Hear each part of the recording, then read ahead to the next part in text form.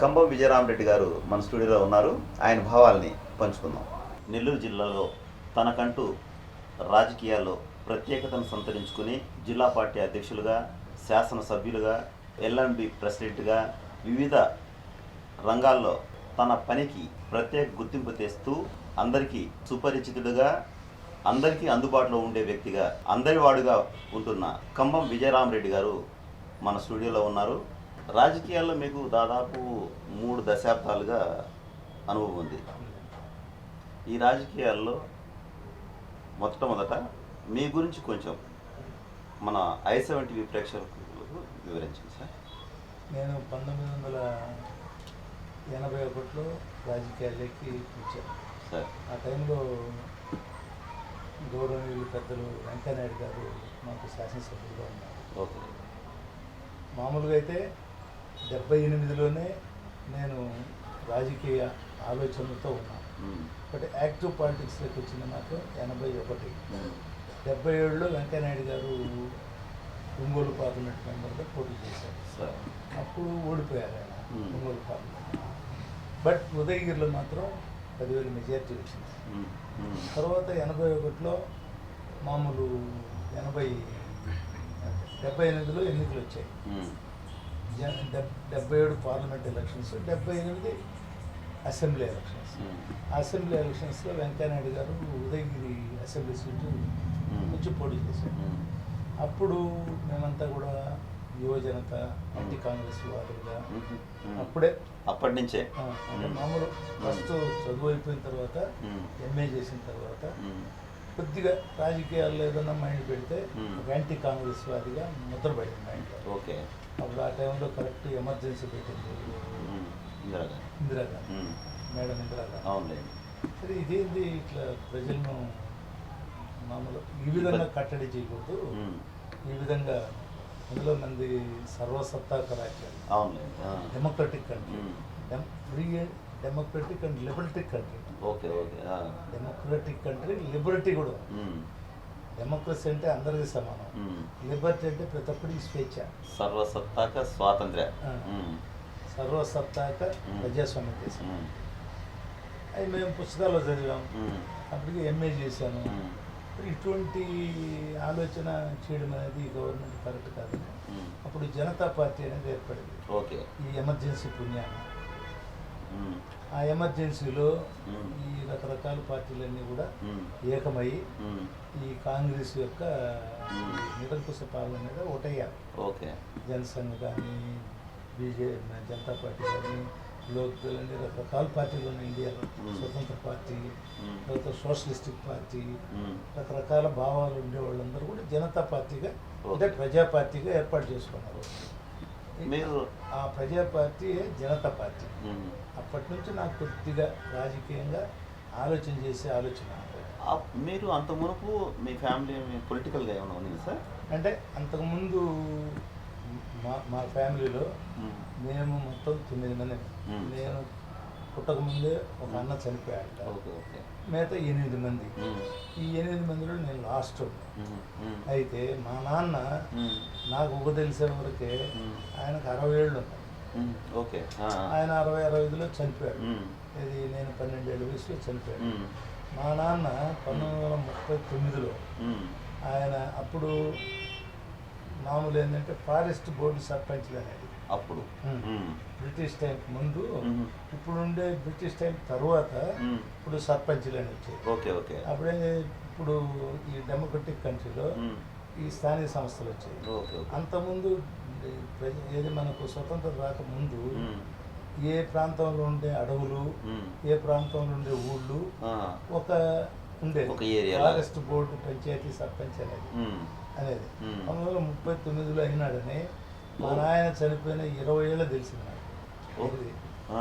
అంటే మామూలు ఇట్లా నా ఊర్లో పెద్దోడు చెప్పారు. మా నాన్న చనిపోయిన 20 ఏళ్ళు తెలిసింది. అప్పుడు మా నాన్న చనిపోయిన 13 ఏళ్ళు నాకు. నేను చదువుకుంటున్నాను. అప్పుడు మీరు అప్పట్లోనే పీజీ చేశారంటే మంచి జాబ్స్ వచ్చిండేవి. అప్పుడు అవకాశాలు కూడా మీకు అట్లే ఉండేవి. అట్లా పోకుండా రాజకీయాలకి ఎందుకు? నేను బీఎస్సీ చేశాను ముందు. బీఎస్సీ చేసిన తర్వాత 55% మార్కులు వచ్చింది.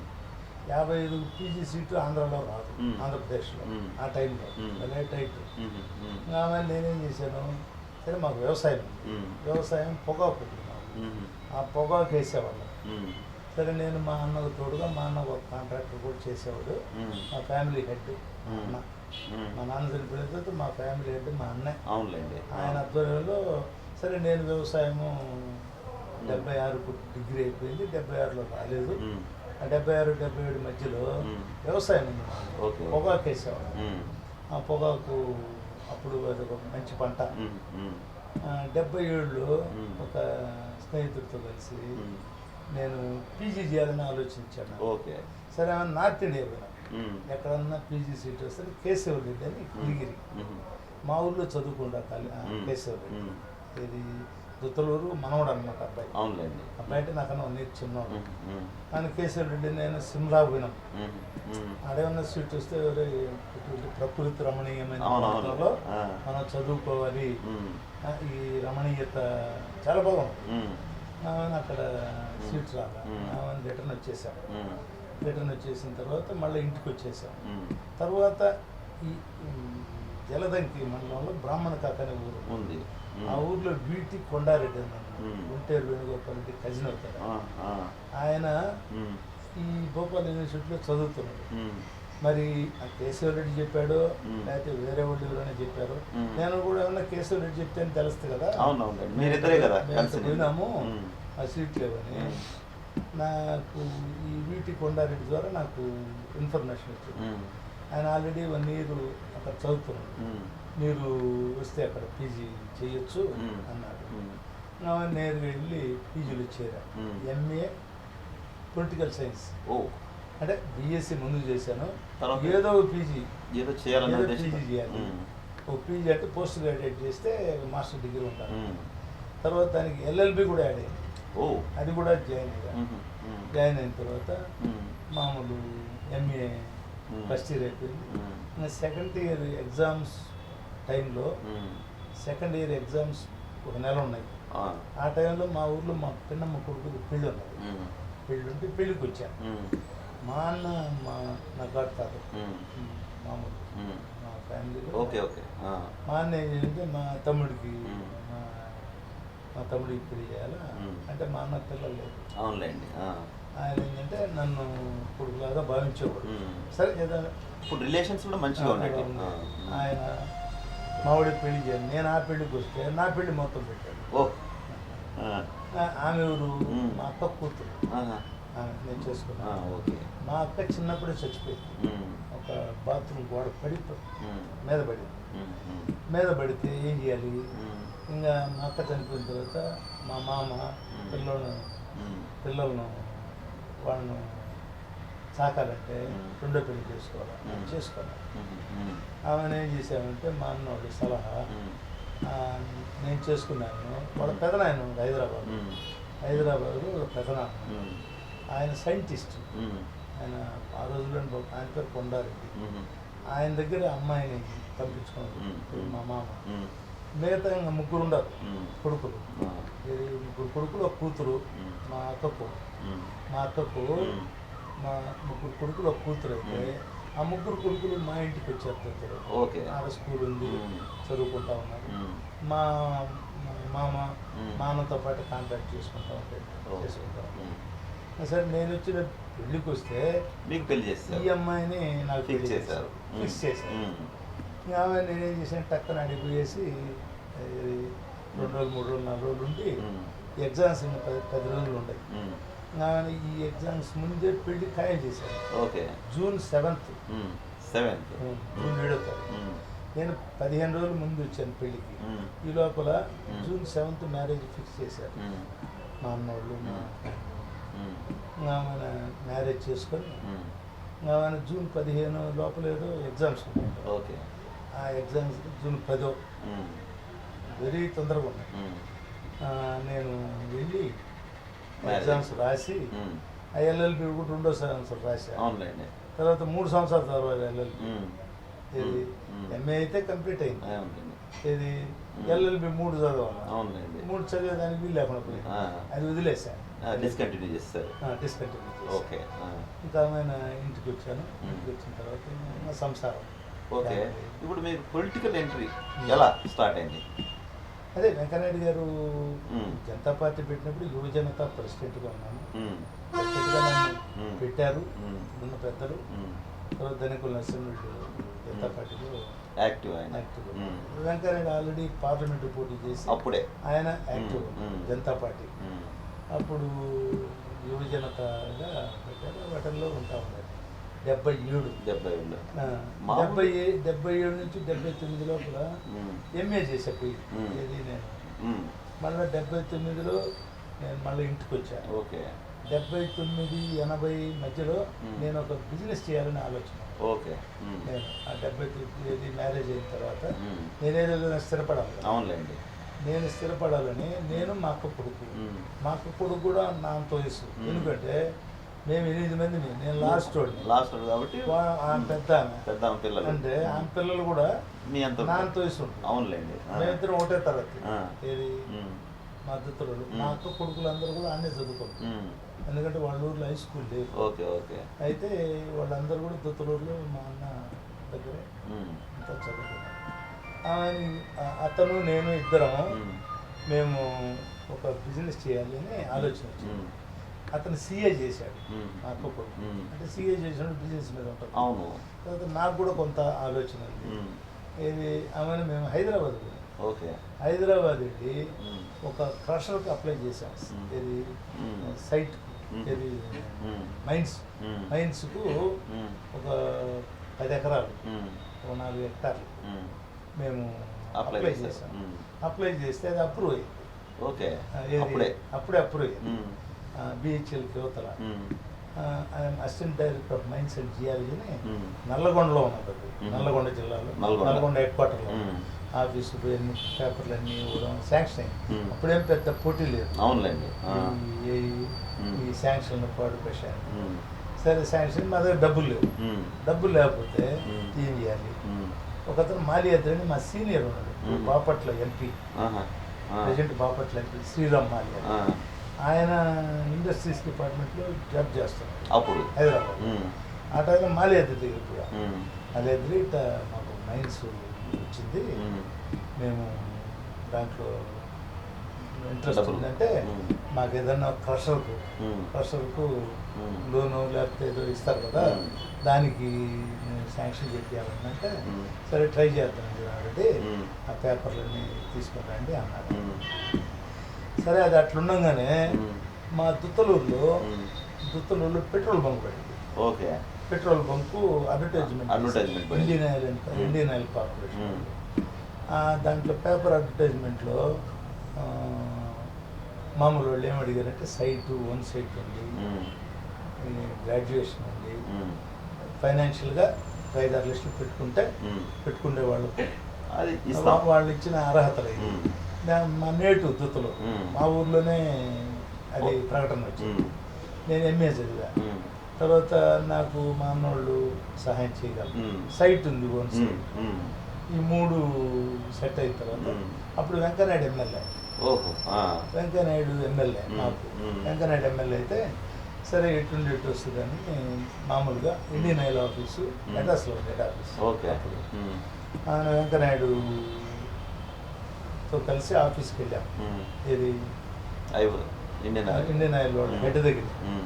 వెంకయ్యనాయుడు ఎమ్మెల్యేగా, నేను అప్లికెంట్గా. మ్మ్. ఆడికి వెళ్ళిన తర్వాత వెంకయ్యనాయుడు మామూలు చెప్పాడు మా మ్మ్. ఫ్రెండు, మ్మ్. అంటే ఆ విధంగా వాడాడు. అవునులేండి. ఆ. ఆ విధంగా వాడాడు మ్మ్. నా ఫ్రెండు అని అంటేనే ఆయన ఓకే. ఓకే అండి అది మ్మ్. ఇది అన్నాడు. దట్ మెరిట్ ఉండే నాకు. ఓకే. 3 ఎవరికి లేవు. సొంతూరు, ప్లేస్. స్థలం ఉంది, మ్మ్. Qualification Qualification. 3 ఎలిజిబిలిటీ. దాని తోడు మళ్ళీ వెంకయ్యనాయుడు సో, ఇన్ఫ్లుయెన్స్. చెప్పాడు. ఇన్ఫ్లుయెన్స్.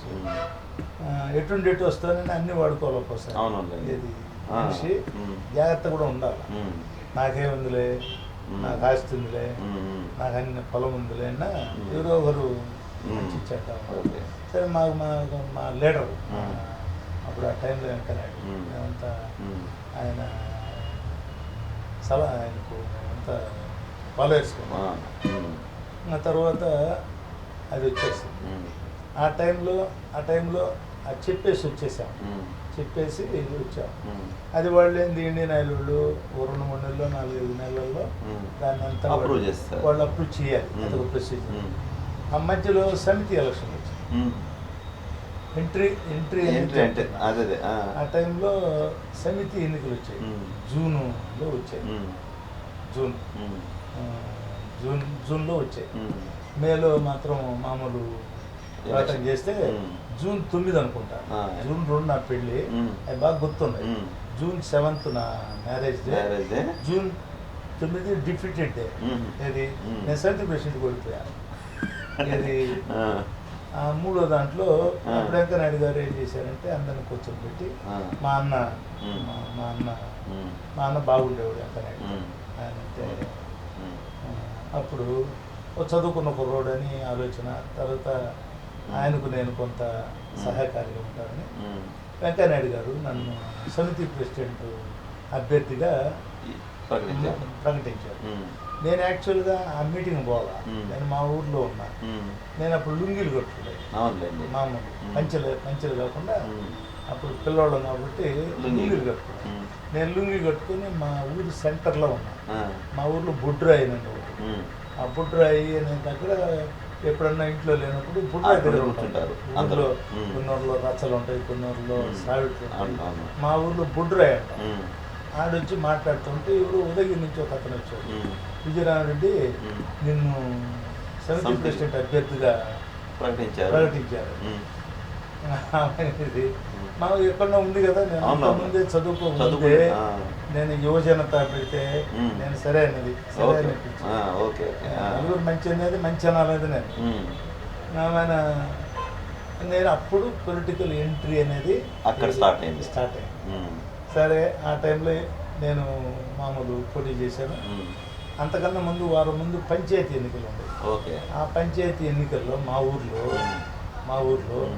ప్రతి ఊర్లో జరుగుతాయి కదా, మా అమ్మిడి మేమంతా కలిసి ఉండేవాళ్ళము. అవతల కాంగ్రెస్ వాళ్ళు లాగి ఆయన పోటీ పెట్టారు. మేమేంది ఎవరో ఇంకా మనకు ఉండేవాళ్ళని మనం పెట్టుకోవాలని మేము అభ్యర్థిని పెట్టాము. అప్పుడు 54 ఓట్లతో అవతల అభ్యర్థి ఓడిపోయాడు, మా అభ్యర్థి గెలిచాడు. ఓకే, స్పీడ్ అట్లే ఉంది. అప్పుడేమైంది, సమితి ఎలక్షన్స్ అయ్యే వరకు మా ఊర్లో ఆ ఓడిపోయిన వాళ్ళు గట్టిగా పట్టుకున్నాను. ఏది నన్ను వ్యతిరేకించారు, నన్ను ఓడగొట్టుకునే దానికి వాళ్ళు స్టార్ట్ అయ్యారు. వాళ్ళ బంధువర్గాలు అందరికీ చెప్పారు, చుట్టుపక్కల ఉండే వాళ్ళకి.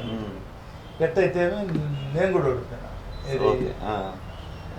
సమితి ప్రెసిడెంట్ ఓటమితోనే స్టార్ట్ చేశారు. ఓటమే నా రాజకీయ జీవితంలో ఫస్ట్ ఎంట్రీ పాయింట్ ఓటమి. ఇది సమితి ప్రెసిడెంట్. తర్వాత 3 నెలలకు ఈ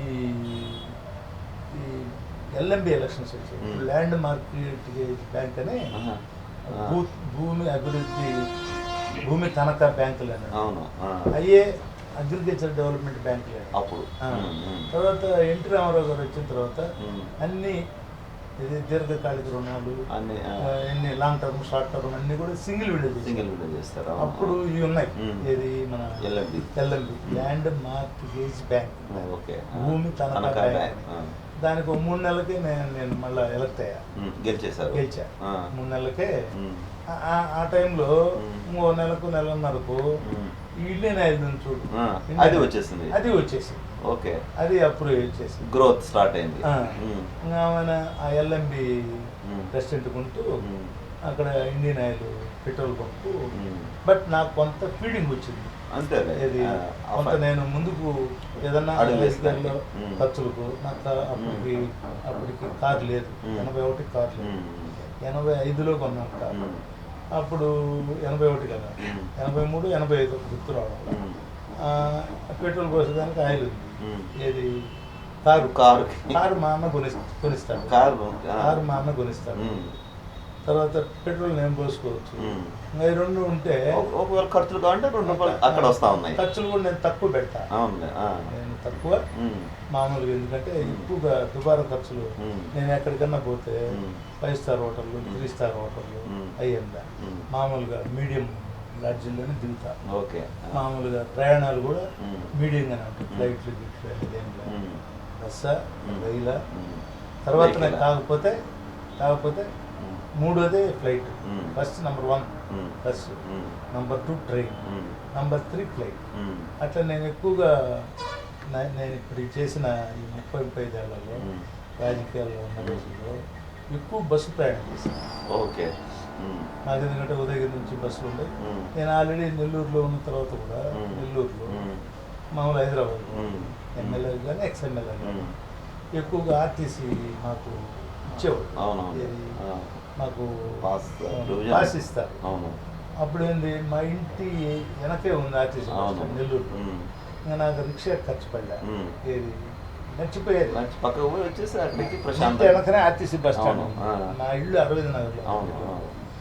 అందుకని ఏడు ఈజీగా తిరుగుతాను ఉమ్. ఎక్కుతాను. ఉమ్. అక్కడ కూడా ఉమ్. హైదరాబాద్లో కూడా ఉమ్. ఈజీగా ఎమ్మెల్యే క్వార్టర్స్లో ఉండేవాళ్ళం అవును. కదా. అవును. అక్కడికి కూడా దగ్గరే ఏది బస్ స్టాండ్. ఆర్టీసీ. అవును. ఇప్పుడు రైల్లో పోయినా ఉమ్. మామూలు ఆడపోయి ఆడది కాదు. ఆ. బస్సు అయితే ఈజీ కన్వీనియంట్ అనేది ఆలోచన చేశాను. ఓకే. అందుకని ఎక్కువ ప్రయాణం బస్సే చేశాను. ఉమ్. ఉమ్. ఇది ఉమ్. ఇంకా మిగతాయి మాత్రం ఆ మూడోది అన్నామే, ఉమ్. అది మాత్రం నేను తక్కువ. తక్కువ అంటే ఫారిన్ పోయేదానికి ఎమ్మెల్యేలను ఉమ్. చంద్రబాబు నాయుడు మా నాయకుడి టైంలో ఉమ్. 10 మంది ఎమ్మెల్యేలని ఉమ్. స్టడీ టూర్ అని పంపించారు. ఉమ్. ఇది ఇండియా ఎమ్మెల్యేలు ఉమ్. వాళ్ళల్లో నేను ఒకడిని. ఉమ్. అప్పుడు ఫస్ట్ టైం నేను ఫ్లైట్ ఎక్కా. ఉమ్. అప్పుడు ఎక్కా ఓకే. 98లో ఎక్కా. ఓకే. ఓకే. అంతకుముందు ఫ్లైట్ కూడా ఎక్కలేను. ఇది ఫారిన్ పోవాలి కదా, ఆ. ఫారిన్ పోవాలంటే ఎక్కాల్సిందే, ఉమ్. లేకపోతే ఓల్డ్లో పోవాలి. ఓకే. ఆ. ఇప్పుడు రాజకీయాల్లో ఎంట్రీ ఇచ్చినారు, ఉమ్. గెలుపు ఓటం చూసుకుంటూ వచ్చారు. ఉమ్. ఎమ్మెల్యే ఉమ్. అనేది వచ్చేటప్పటికి బాగా అక్కడ కొంచెం ఉదయగిరి ఏరియా అంటే కొంచెం డామినేషన్ ఉండాలి, ఉమ్. కొంచెం ఆ రాయలసీమ వాతావరణంలో కొంత నాకు ఉండనే ఆల్మోస్ట్ రాయలసీమ వాతావరణమే. అక్కడ ఎలా? మామూలుగా 20 ఏళ్ల క్రితం ఉమ్. నెల్లూరు ప్రాంతంలో వాళ్ళు మాకు అమ్మాయిని కూడా ఇచ్చేవాళ్ళు కాదు.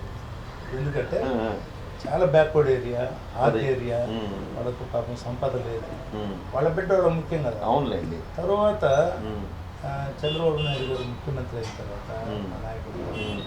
ఈ టెక్నాలజీని ముందు ఇంట్రడ్యూస్ చేశాడు మన ఆంధ్రప్రదేశ్. ఉమ్.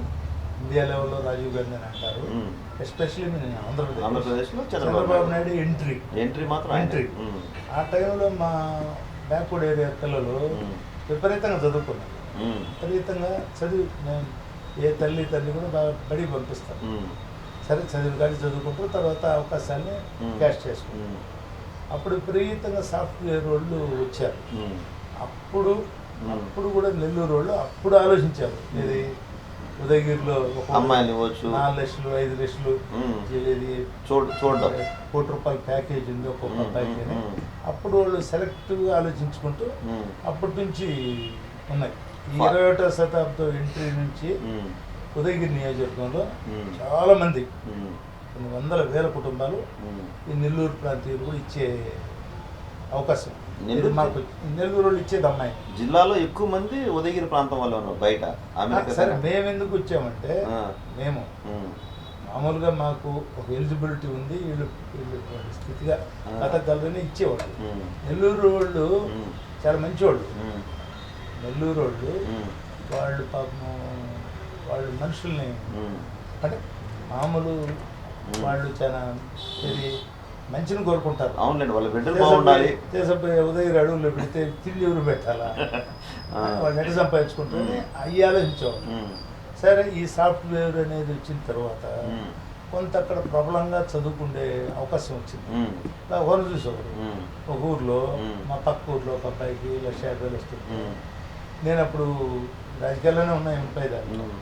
అన్న వాళ్ళ పిల్లోడికి రమణయ్య కొడుక్కి ఉమ్. 1,50,000 అంటాను. ఉమ్. అదొక ఇన్స్పైర్ పాయింట్ అయింది. మొత్తం మీద చంద్రబాబుని అనుకోవాలి.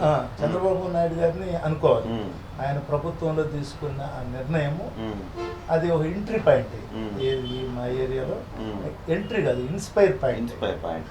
ఆ ఇన్స్పైర్ని వాళ్ళు అందిపుచ్చుకున్నారు. వాళ్ళు అందిపుచ్చుకున్నారు. చూసే ఊరు ఇప్పుడు ఉంది, దుతలూరు ఉంది, నరవాడు ఉంది, లేకపోతే అటుపక్క సోమలేట ఉంది, అటుపక్క నందిపాడు ఉంది. మా ఊరికి 4 పక్కల 4 ఊర్లు ఉంటాయి ఉంటాయి కదా ప్రతి ఊరికి. ఒక పక్క బ్రహ్మేశ్వరం ఉంది, ఒక పక్క సోమలేట ఉంది, ఒక పక్క నందిపాడు ఉంది, ఒక పక్క నరవాడు ఉంది. మా ఊరు దుత్తలూరు. ఒక పక్క బ్రహ్మేశ్వరుడు, ఒక పక్క సోమేశ్వరుడు, ఒక పక్క నందీశ్వరుడు, ఒక పక్క నరేశ్వరుడు. 4 ఈశ్వరుల మధ్య మా ఊర్లో రామలింగేశ్వరుడు గుడి కట్టించాడు మా అన్న, రెన్యువేట్ చేశాడు. అట్లా అందుకని ఆ పవిత్రమైన ప్రాంతము, పవర్ఫుల్ ప్రాంతము అనేది ఒక ఆలోచన.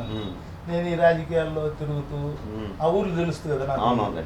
ఊర్లు మా కోట్లు కావాలి, కోట్లు కావాలంటే ముందు ఊరు తెలియాలి, ఊర్లో వేడి తెలియాలి, అందుకని ఇవన్నీ మాట్లాడుకుంటూ మామూలు ఉండేటప్పుడు ఈ మా దుత్తలూరు జంక్షన్ మా ఊరు 4 రోడ్ల కూడల్లో మామూలు మా ఊరు ఉంటుంది. 4 పక్కల 4 ఊర్లు ఉంటాయి. ఎప్పుడు ఎవరు పెద్దవాళ్ళు ఎవరు పెట్టారో మనకు తెలియదు. సరే ఇది ఒక మంచి 4 ఈశ్వరుల మధ్య రామలింగేశ్వరుడు అనేది, అంటే ఇటువంటివన్నీ కూడా ఇప్పుడు పెద్దవాళ్ళు ఆలోచించారు. ఈరోజు సైన్స్లోనో లేకపోతే మోడర్న్ సమాజం కన్నా మన పూర్వీకులే అసలు బేసిక్ ఆలోచనలు అప్పుడే చేశారనేది నా అభిప్రాయం. ఇది నేను యాదృచ్ఛికంగా జిల్లా పార్టీ ప్రెసిడెంట్ అయ్యా. ఇది నేనేమి యాదృచ్ఛికం అంటే ఆ రోజు టెక్నికల్గా నేను ఎమ్మెల్యేనైనా ఇండిపెండెంట్ ఎమ్మెల్యే. నేను మామూలు టికెట్ ఇచ్చారు నాకు రామారావు ముందు ఆపి టికెట్ వేరే వాళ్ళకి ఇచ్చారు. తర్వాత నన్ను మళ్ళీ పిలిపించి మీరు వేయండి అన్నారు. నన్ను నేను ఆల్రెడీ వేస్తున్నాం, ఇండిపెండెంట్గా నేను నామినేషన్ వేస్తున్నా. సరే తెలుగుదేశం ఒక ఆయన టికెట్ ఇచ్చారు. తర్వాత 2వ రోజు 3వ రోజు హైదరాబాద్ పిలిపించారు. పార్టీ మళ్ళా టికెట్ ఇస్తానంటే నేను పోయాను. ఆ పోయేటప్పుడు ఇది నా నాయకుడు రామారావు గారి ఇంటికి చంద్రబాబు నాయుడు వెంకటేశ్వరరావు కూడా ఉన్నారు. వాళ్ళిద్దరూ నేను నామాన నేను పోతుంటే చంద్రబాబు నాయుడు భుజం పెట్టాడు. నేను ఎటు చూస్తే చంద్రబాబు నాయుడు నమస్కారం అన్నాను. ఆమెను లోపలికి పోయాం, ఎక్కడికి ఇంటి రామారావు దగ్గరికి పోయాం. అంటే నాకు టికెట్ ఇచ్చాను. సార్ రామారావు గారితో ఆయన మాట్లాడింది మంచి చెట్టు కూడా అప్పుడే ఇది 2-3 మాటలు. ఆయన ఆడిపోతానే చంద్రబాబు నాయుడు గారు ఉన్నారు, వెంకటేశ్వరరావు గారు కూడా ఉన్నారు. పెద్ద ఆయన ఏమన్నాయంటే ఎన్టీ రామారావు అమ్మాయిని పెడదామన్నాడు. అంటే నా భార్య. అప్పటికే ఆమె ఎంపీపీ. ఎంపీపీ ఆ ఎంపీపీగా ఉండేటప్పుడు ఎన్టీ రామారావు దుత్తలూరు మండలం వచ్చాడు. దుత్తలూరు మండలం వచ్చాడు. అప్పుడు ఆ అమ్మాయి 21 సంవత్సరం ఎంపీపీ ప్రెసిడెంట్. ఎన్టీ రామారావు మా మండలానికి వచ్చిన అందరూ ఒకటే బండిలో పోతారు కదా, ఇది ప్రచారానికి కాదు, ఈ శంకుస్థాపనలకు అన్నట్టు వచ్చినప్పుడు చెరువు శంకుస్థాపన. ఆ చెరువు శంకుస్థాపన అయితే ఎవరెవరు ఉంటారు? ముఖ్యమంత్రితో పాటు జిల్లా మంత్రి ఉంటాడు, లోకల్ ఎమ్మెల్యే ఉంటాడు, తర్వాత ఎంపీ ఉంటాడు. లోకల్ ఎమ్మెల్యే వచ్చి కాంగ్రెస్ పార్టీ రాజమోహన్ బండి ఎక్కడ కదా, అంటే మా పార్టీ కాదు కదా. ఆయన ఈమె నేను ఎక్కాం బండి, పెద్ద ఆయన బండి. ఆమె శంకుస్థాపన చేశాను. ఆమె అప్పుడు ఎన్టీ రామారావు ఫస్ట్ మా మండలానికి వస్తూ మేమేంది ఎన్టీ రామారావుకు ఒక బుక్క ఇవ్వాలి. నేను ఆమె ఇద్దరం కలిసి ఇచ్చాం. ఎవరికి? ఎన్టీ రామారావు. ఆయన అప్పుడు చూశాడు పాప, ఆయన చూశాడు. ఇది నేను చెప్పాను ఆయన. సరే ఆయన తర్వాత నేను మామూలుగా ఇండిపెండెంట్గా నాకు నామినేషన్ వేసి పోయినాను కదా. చంద్రబాబు నాయుడు గారు నేను లోపలికి పోతుంటే సరే మళ్ళీ టికెట్ ఇస్తుంది. నేను పెడితే చూస్తే బాబు ఆయన నమస్కారం అన్నాను. తర్వాత అక్కడికి వెళ్తే బాబు కూర్చున్నాను. ఎవరు? వెంకటేశ్వరరావు గారు, చంద్రబాబు నాయుడు గారు, నేను పెద్ద ఆయన ఎదురుగున్నాను. ఎన్టీ రామారావు గారు ఏమన్నారంటే అమ్మాయిని పెడతాము పోటీ అన్నారు. అన్న ఆమె నామినేషన్ ఇవ్వలేదు అన్న, నామినేషన్ ఇవ్వలేదు. ఇప్పుడు అట్టయితే నువ్వు చెయ్యి అన్నాడు. పోటీ చేయమని ఆమె బీఫామ్ ఇచ్చాను. అయితే క్యాన్సిల్ చేసి ఎవరికి అంతకుముందు వేరే అతనికి ఇచ్చింది బీఫామ్ ట్యాంక్, అది తీసుకొని నేరుగా వచ్చా ఉదయగిరి. వస్తే విష్ణు అని మాకు ఆయన ఎలక్షన్ ఆఫీసర్, హెడ్, ఒక్కొక్క నియోజకవర్గానికి ఒక హెడ్ ఉంటారు. ఆయన జెంటిల్మెన్, ఆయన మంచి మన జిల్లాలో కూడా పీడీడీఆర్డీఏ చేశాడు పీడీగా. అవన్నీ నేను బిగ్ ఫామ్ తీసుకొని పోతే అది విజయరామరెడ్డి టెక్నికల్గా మీరు నామినేషన్లో ఇండిపెండెంట్గా ఉంది, టికెట్ వాల్యూ కాదన్నారు.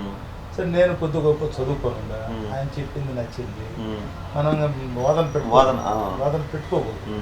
టెక్నికల్గా నేను రాంగ్ చేసి ఇది వాళ్ళంటే దాంట్లో సరే ఇది మనం సరే అని అంటే ఎట్లా టీడీపీ అవతల క్యాన్సిల్ చేశారు, అయిపోయింది.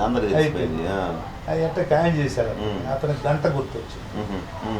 నేను అంతకుముందే బండి కేసు ఉన్నావు సార్, ఇది 85లో. తర్వాత ఇది 94కి వచ్చేవారు, మళ్ళీ అదే బండి ఉదయగిరి శ్రేయభిలాషులు కానీ కార్యకర్తలు కానీ ఇతులు సన్నిహితులు అందరూ కూడా ఒకటయ్యి నన్ను మళ్ళీ ఇండిపెండెంట్గా నామినేషన్ చేశారు, నాకు నన్ను చేయమన్నారు. సరే ఆ రోజు మా అన్నోళ్ళు ఉంటే సరే అన్నోళ్ళు మాకు కొద్దిగా డబ్బులు పెట్టాలి కదా అంటే మా అన్న సలహా తీసుకొని చేస్తానని తెల్లవారేసాను. అట్లా అది జరిగిపోయింది. ఆమె అక్కడికి పోతే బీఫామ్ చేస్తే ఇక్కడ పనికి రాలేదు, ఇండిపెండెంట్గానే బండి గుర్తు మీదనే గెలిచేశారు. రమారమ 24-25 వేలు ఓట్లతో గెలిపించారు ఉదయగిరి ప్రజలు. అప్పుడు రాజమోహన్ రెడ్డి వాళ్ళు టికెట్ రాల వాళ్ళు ఏం చేశారంటే వాళ్ళు నామినేషన్ వేశారు, ఇండిపెండెంట్ వాళ్ళు కూడా వాళ్ళు నామినేషన్ వేశారు. వాళ్ళు ఏం చేశారంటే కొంతమంది రాజమోహన్ రెడ్డి వాళ్ళని మీరు అడిగితే మీకు సపోర్ట్ చేస్తారని ఒక ఆయన వచ్చాడు, నాకు స్నేహితుడు సుధాకర్ రెడ్డి. నేను రాత్రి 7 గంటలకు వస్తే నేను మా అన్న మా పెద్దవాళ్ళు ఉంటారు కదా, మా మున్సిపల్ ఎంపీపీ అయ్యినారు మా ఊళ్ళో, మా అన్నయ్య ఒకరు. మేము 4-5 పోయాం రాజమోహన్ రెడ్డి వాళ్ళ అక్కడికి ఎక్కడికి వాళ్ళ రావణపల్లి రాత్రి 8 అయింది అక్కడికి పోతే అక్కడ కొంతమంది ఆయనతో పాటు చాలా ఉన్నారు. రాజమోహన్ రెడ్డి గారు జానకిరామను ఘోరంగా ఓడిద్దాం, మేము డబ్బులు పెట్టుకుంటాం, వీళ్ళైతే డబ్బులు పెట్టుకుంటారు, నువ్వు సపోర్ట్ చేయమన్నారు. సరే ఇదేంటి వీళ్ళు మామూలు వాళ్ళు మీరు అడిగితే చేస్తారని అడిగిపోతే నువ్వు సపోర్ట్ చెయ్యి, మేము డబ్బులు ఎక్కువ పెట్టుకుంటామనేది వాళ్ళ ఉద్దేశం. ఈ మధ్యస్థుల్లో కూడా ఎక్కువ అదే ఉంది. విజయనాయుడు కన్నా రాజమోహన్ రెడ్డి స్థితిపరుడు అని ఆయన ఎక్కువగా పెట్టుకుంటాడు, వాళ్ళు చేయమేంది ఇలా తీసుకెళ్ళి అక్కడ చెప్పిన ఆయనేమో వాళ్ళు ఏదైనా అడిగితే సాయం చేస్తారు. ఆడుండే వాళ్ళ ఆలోచన ఏంది, అతను వాడాలి, ఎవరు జానకిరామ్ వాడాలంటే విజయనాయుడు కన్నా రాజమోహన్ రెడ్డి అయితే స్థితిపరుడు అని వాళ్ళ ఉద్దేశం. అటు ఆయనకి కాంట్రాక్టర్ ఉన్నాడు, ఆయన ఓడించాలని వాళ్ళ కోరిక. విజయనాయుడు గెలవాలో రాజమోహన్ గెలిచే కన్నా అతను వాడాలని ఎవరు అక్కడ ఉన్న వాళ్ళు. నేనేమన్నా అంటే సరే నేను ఇప్పటికే 2 సార్లు ఓడిపోయాను, నాకు మీరు సపోర్ట్ చేయండి అని అడిగారు. మీకు నేను కావాలంటే మీకు సపోర్ట్ చేస్తాను పార్లమెంటుకు. రాజమౌళి పార్లమెంటుగా పోటీ చేసినప్పుడు టికెట్ పోయింది, నాకు ఎమ్మెల్యేగా పోటీ చేసినప్పుడు టికెట్ పోయింది. అలాంటప్పుడు నేను 2 సార్లు నేను దెబ్బతిన్నాను, నాకు సపోర్ట్ చేయండి, మీకు నేను సపోర్ట్ చేస్తాను అంటే ఒక వ్యక్తి ఉండి వాళ్ళల్లో సరే దానికి వాళ్ళు ఓకే అన్నారు. తర్వాత వాళ్ళల్లో ఒక ఆయన ఉండి మీరు గెలిస్తే కాంగ్రెస్ సపోర్ట్ చేయాలన్నారు. అది క్యాండిడేట్ చాయిస్, నాకు మీరు సపోర్ట్ చేస్తే మీకు నేను సపోర్ట్ చేస్తాను, అంతవరకే. నన్ను కాంగ్రెస్లోకి తెలుగుదేశం అట్లా నేను తెలుగుదేశంలో పోగొట్టుకొని తెలుగుదేశం మళ్ళా నాకు పిలిచి మళ్ళా తెలుగుదేశంలో ఇండిపెండెంట్ గెలిచి మళ్ళీ తెలుగుదేశం పోవాలని నా కోరిక. నేను యాంటీ కాంగ్రెస్ వాదిగా ఎంటర్ అయినా పాలిటిక్స్ లోకే. అందుకని వాళ్ళు అది కండిషన్ పెట్టారు, అది క్యాండిడేట్ చాయిస్ అంతే కదా, నేను గెలుస్తాను, రేపు నేను తెలుగుదేశం సపోర్ట్ చేసుకుంటా, మీరు పోటీ చేస్తారు, ఇండిపెండెంట్ నేను. ఓకే. నువ్వు కాంగ్రెస్ తరఫున పోటీ చేసి నేను సపోర్ట్ చేస్తాను, ఇది ఎంపీగా. ఎందుకు? నేను ఇండిపెండెంట్ను, నేను ఇండిపెండెంట్ గెలిచినప్పుడు నేను మళ్ళీ తెలుగుదేశం చూసుకుంటా. ఓకే. నీకు పార్లమెంటుకు నేను ఇండిపెండెంట్ ఉంటే ఎవరికైనా చేయొచ్చు. అవునులేండి, ఎవరికైనా చేయొచ్చు, అంతే కదా. ఇండిపెండెంట్ అంటే అని విభజించేశారు. పాపం దానికి కూడా వాళ్ళు ఓకే అన్నారు. ఏది తర్వాత మూడోది అన్నారు, ఏది కాంగ్రెస్లోకి వస్తావంటే ఆ మాట అంటే చిరు సగం వస్తే అప్పుడన్నా నువ్వు రావా కాంగ్రెస్లోకి అన్నారు. ఓకే. అది చిరు సగం వస్తే అప్పుడైనా నువ్వు కాంగ్రెస్కి వస్తావా అన్నారు. చిరు సగం వచ్చినప్పుడు ఈ రెండు పక్కల ఇబ్బంది ఏముంటుంది కదా. ఏది వాళ్ళకి అవసరమే, వీళ్ళకి అవసరమే. ఇండిపెండెంట్ కదా నేను, ఇండిపెండెంట్ గా గెలిచినప్పుడు, ఇండిపెండెంట్ గా ఉండేటప్పుడు మనం తీసుకునే నిర్ణయాలు వ్యక్తిగతమే. ఏది మనం ఇండిపెండెంట్ అయినప్పుడు వ్యక్తిగతంగానే ఉంటాయి. వ్యక్తిగతంగా నేను ఆ రోజు అంటే అంతవరకు పోయారు. సరే చిరు సగమైనప్పుడు ఇంకా మంచిది కదా, ఏది ఇటైనా పోవచ్చు అటైనా పోవచ్చు. ఒరిజినల్ గా నేను ఇండిపెండెంట్ అన్నా. సరే ఇంకా ఆమె అది వాళ్ళు దానికి కూడా ఎవరో రాజమోహన్ రెడ్డి మాట్లాడాల, మాట్లాడారు. రాజమోహన్ రెడ్డి అన్నీ వింటా ఉన్నారు. తర్వాత రాజమోహన్ రెడ్డి గారు ఇంటి నుంచి మేము సరే అనుకొని నాకు సపోర్ట్ చేసి పెట్టాను. ఆ తెల్లవారి ఫోను హైదరాబాద్ నుంచి టికెట్ చేంజ్ చేస్తున్నారు అంటే, నేను టికెట్ చేంజ్ చేస్తున్నారు, టీడీపీ టికెట్ మళ్ళీ నాకు ఇస్తున్నారు అనేది మెసేజ్ వచ్చింది. సరే రాత్రి పోయి వాళ్ళతో మాట్లాడుకున్నాము, మాట నచ్చి మాట్లాడుకున్నాము. ఆ టైంలో ఏంటి, నాకు ఎమ్మెల్యేకి మీరు చేయండి, మీకు ఎంపీకి నేను చేస్తాను, ఈ మండలాలు కూడా ఉన్నాయి, మీకు కొన్ని కూడా మీరు చేయండి, నేను కొన్ని చేస్తాను అంటే ఇండిపెండెంట్ కాబట్టి మాట్లాడుకోవచ్చు. సరే తెల్లవారి వరకు ఈ వార్త వచ్చింది హైదరాబాద్ నుంచి వస్తాను. మళ్ళీ నేను ఒక్కడనే వెళ్ళా రాజమోహన్ రెడ్డి వాళ్ళ ఇంటికి. సరే రాత్రి ఈ విధంగా మాట నుంచి మాట్లాడుకున్నాం. మళ్ళీ టికెట్ కన్ఫర్మేషన్ మళ్ళా చేంజ్ చేసి నాకు ఇస్తానంటున్నారు. ఇప్పుడు మనం మాట చెప్పడం ధర్మం న్యాయం అని రాజమౌళి దగ్గర పోతే ఇట్లా మళ్ళీ నాకు టికెట్ ఇస్తున్నారు రాజమౌళి గారు అంటే, అది నీ ఇష్టం అన్నారు. ఆయన నీ ఇష్టం అన్నారు. దాన్ని ఆయన ఇదని చెప్పేసాను. ఆ తర్వాత ఇంకా నేను నేరుగా వచ్చేసి ఇండివిజువల్గా చేసేసుకున్నాను. ఇండివిజువల్గా వచ్చి ఆయన హైదరాబాద్కి టికెట్ ఇచ్చి ఇది మామూలు బీఫామ్ ఇస్తే అది మళ్ళీ ఇండిపెండెంట్ అయింది. నేను గెలిచా. ఓకే. రమారమే అందరూ సాయం చేశారు తాలూకా వాళ్ళు. రాజమౌళి రెడ్డి కూడా అప్పుడు ఈ కంటెస్ట్లో నాకు సాయం ఉపయోగపడ్డారు, సహకరించారు. ఓకే. తర్వాత నేను ఎమ్మెల్యే అయ్యా. అయితే నేను రాజమోహన్ రెడ్డికి ఒక మాట ఇచ్చున్నా, ఏమని, నాకు ఎమ్మెల్యేగా సపోర్ట్ చేస్తే మీకు ఎంపీగా చేస్తాను. 96 వచ్చే వరకు ఎలక్షన్లు వచ్చినాయి, అవి మిడ్ టర్మ్ వచ్చాయి, మధ్యంతర ఎన్నికలు. అంత తొందరగా వస్తాయని మనం అనుకోరా. ఆ ఢిల్లీ పాలిటిక్స్ వల్ల 18 నెలలకు 13 నెలలకు ఎలక్షన్లు వచ్చినాయి. 96కు ఎలక్షన్లు వచ్చేసి ఇది పార్లమెంట్ ఎట్ట చేయాలా. నేను అప్పటికి మళ్ళీ నేను పోయి తెలుగుదేశం ఆఫీసు పోయి టికెట్ తెచ్చుకున్నా. నేను ఇండిపెండెంట్గా నామినేషన్ వేసిన, తెలుగుదేశం ఎమ్మెల్యే కింద సపోర్ట్, తెలుగుదేశం సపోర్ట్ నాకు సింబల్ టెక్నికల్గా ప్రాబ్లం. కానీ నేను అప్పటికి టీడీపీ శాసనసభ్యుడినే. శాసనసభ్యుడినే. అటువంటిప్పుడు నేనేమో ఆయన వాళ్ళకి మాట ఇచ్చాను ఎట్లా చేయాలి దేవుడు అని. ఆయన అప్పుడు మేము ఒంగోలు పార్లమెంట్లో ఉదయగిరి కావలి అని. అప్పుడు మినిస్టర్ దామచర్ల ఆంజనేయులు గారు ఉన్నారు ఒంగోలు. తర్వాత కనిగిరిలో కాశీరెడ్డి ఉన్నారు, కందుకూరులో శివరాం గారు ఉన్నారు, దివి శివరాం, కావల్లో ఉంటారు వేరు పల్లి గారు. వీళ్ళ 5గురితో మాట మంచి కలిశారు. మేమందరం కూడా దామచర్ల ఆంజనేయులు గారి దగ్గర పెద్ద ఆయన మాకన్నా పెద్ద ఆయన సీనియర్ మినిస్టర్. రాజమోహన్ రెడ్డి గారు అయితే అప్పటికి మాగుంటోళ్ళు కాంగ్రెస్ ఎంపీ క్యాండిడేట్. మనకు రాజమోహన్ రెడ్డి అయితే బాగుంటుంది, ఒకసారి ఎంపీగా ఒంగోలు పోటీ చేశారు. ఆయనైతే మనం అట్లయితే మనం అందరం ప్రయత్నం చేద్దాం, బాబు గారికి చెప్తాము అని ఆయన దామచర్ల ఆంజనేయులు గారి నాయకత్వంలో రాజమౌళి గారి దగ్గరికి ముందుకు ఆయన ఒప్పుదల రావాలి కదా ఆయన కూడా సరే అన్నారు. అప్పుడు చంద్రబాబు నాయుడు గారు నోటీస్ తీసుకెళ్ళి ఇది దామచర్ల ఆంజనేయ ఆయన పార్లమెంట్ మెంబర్గా తెలుగుదేశం టీడీపీ అంటే వాళ్ళ ఎంట్రీ కూడా మీరే వాళ్ళ ఎంట్రీ కాదు, నేను వాళ్ళ ఎంట్రీ పాయింట్ కాదు, నేను చెప్పిన మాట నిలబడి అంతే. నేను ఆల్రెడీ టీడీపీలో ఉండి కాంగ్రెస్ చేయలేను కదా, అవునవునులేండి, నన్ను సస్పెండ్ చేస్తాను, నన్ను సస్పెండ్ చేస్తాను.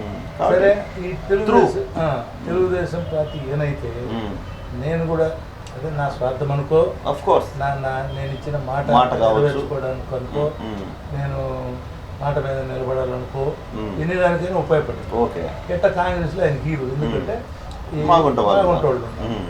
సరే అవన్నీ అమ్మయ్య మనం అనుకున్న నేను మనసా వచ్చి చేశాను. ఓకే, మళ్ళీ 99లో కూడా రాజమౌళి నిలబడ్డాడు, అప్పుడు కూడా చేశాను. ఓకే, ఇది మనం 1-2 సార్లు చేసేదానికి ఆయనకు ఒకసారి ఆయన సాయం చేస్తే 2 సార్లు చేసేదానికి నాకు టీడీపీ ద్వారా అవకాశం వచ్చింది. ఓకే, మళ్ళీ 99 వచ్చే వరకు అసలు ఎన్నికలు వస్తున్నాయి, ఏది అసెంబ్లీ పార్లమెంటు. అప్పుడు వాళ్ళు నిర్ణయం తీసుకుని కాంగ్రెస్లోకి వెళ్ళిపోయారు. నేను ఈ 98-99 మధ్యలోనే పార్టీ ప్రెసిడెంట్, టీడీపీకి పార్టీ ప్రెసిడెంట్గా నన్ను పెట్టారు బాబు మా పార్టీ ప్రెసిడెంట్. ఓకే, నేనేదో నా పని నేను చేసుకుంటూ ఉదయం చూసుకుంటున్నాను. మళ్ళీ అప్పుడు వాళ్ళు కాంగ్రెస్లో పోయి పోటీ చేశారు. అంటే అప్పుడు రాజమౌళి గారు వాళ్ళ తమ్ముడు శేఖర్ రెడ్డిని పోటీ పెట్టారు. ఓకే, నేను తెలుగుదేశం క్యాండిడేట్. సరే నేను గెలిచాను. మా ఎంపీ క్యాండిడేట్ కూడా కరణం బలరాం గారు. కరణం బలరాం అప్పుడేంది, అప్పటికి కాంగ్రెస్లో జానకిరామ్ ఉన్నాడు, ఇది క్లెయిమ్ క్యాండిడేట్. అంటే ఆయన అంతకుముందు ఓడిపోయాడు 99లో ఆయనకు ఎక్స్పెక్ట్ చేస్తారు. వాళ్ళు ఏం చేశారు, జానకిరామ్ కాదని వీళ్ళకి ఇచ్చారు. వీళ్ళకి ఇచ్చే వరకు జానకిరామ్ అప్పుడు ఏం చేశాడు, నాకు సపోర్ట్ చేశాడు. నేను జానకిరామ్ కూడా పోయి అడిగా, జానకిరామ్ గారు నేను ఎందుకు పోయి అడిగానంటే వీళ్ళు ప్రతి ఒక్కరికి అడ్డం వస్తారు. ఆ రోజేమో జానకిరామ్ టికెట్ వెంకనాయుడు మీద ఓడిపోతే అప్పుడు జానకిరామ్కి అడ్డం వచ్చారు. మళ్ళా జానకిరామ్ను మళ్ళా దగ్గర తీసుకున్నారు. మళ్ళా జానకిరామ్ను వాళ్ళ తమ్ముడు కూడా శేఖర్ రెడ్డి జానకిరామ్ టికెట్ తీసుకున్నాడు. అన్నంటే తీసుకున్నాడు, తమ్ముడు కూడా తీసుకున్నాడు. సరే వెంకనాయుడు మీద ఓడిపోయింది జానకిరామ్ నియోజకవర్గం. అప్పుడు ఆయన పాంలో ఉన్నాడు.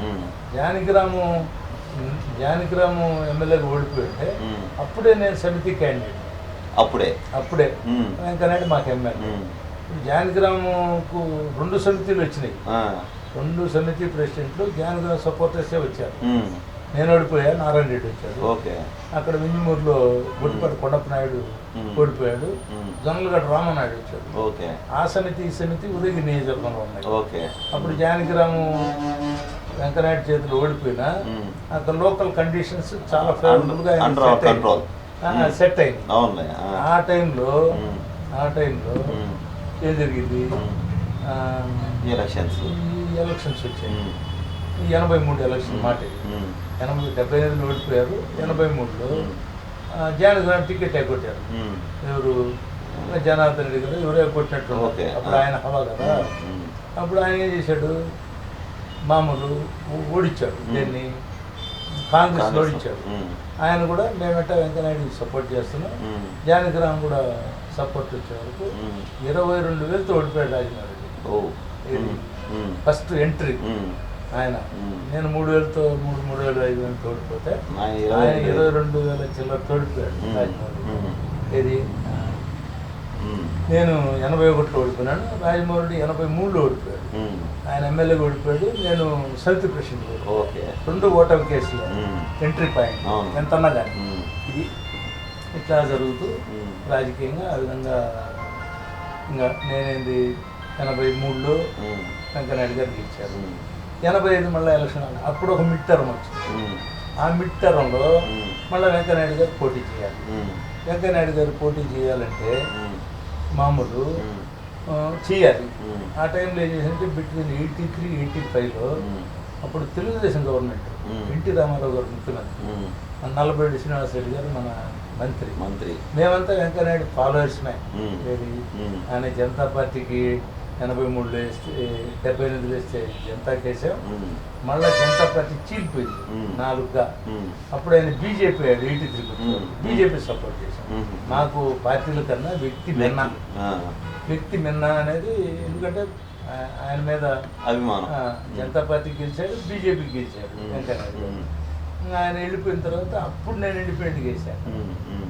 ఆ లోకల్గా అదొక ఆలోచన.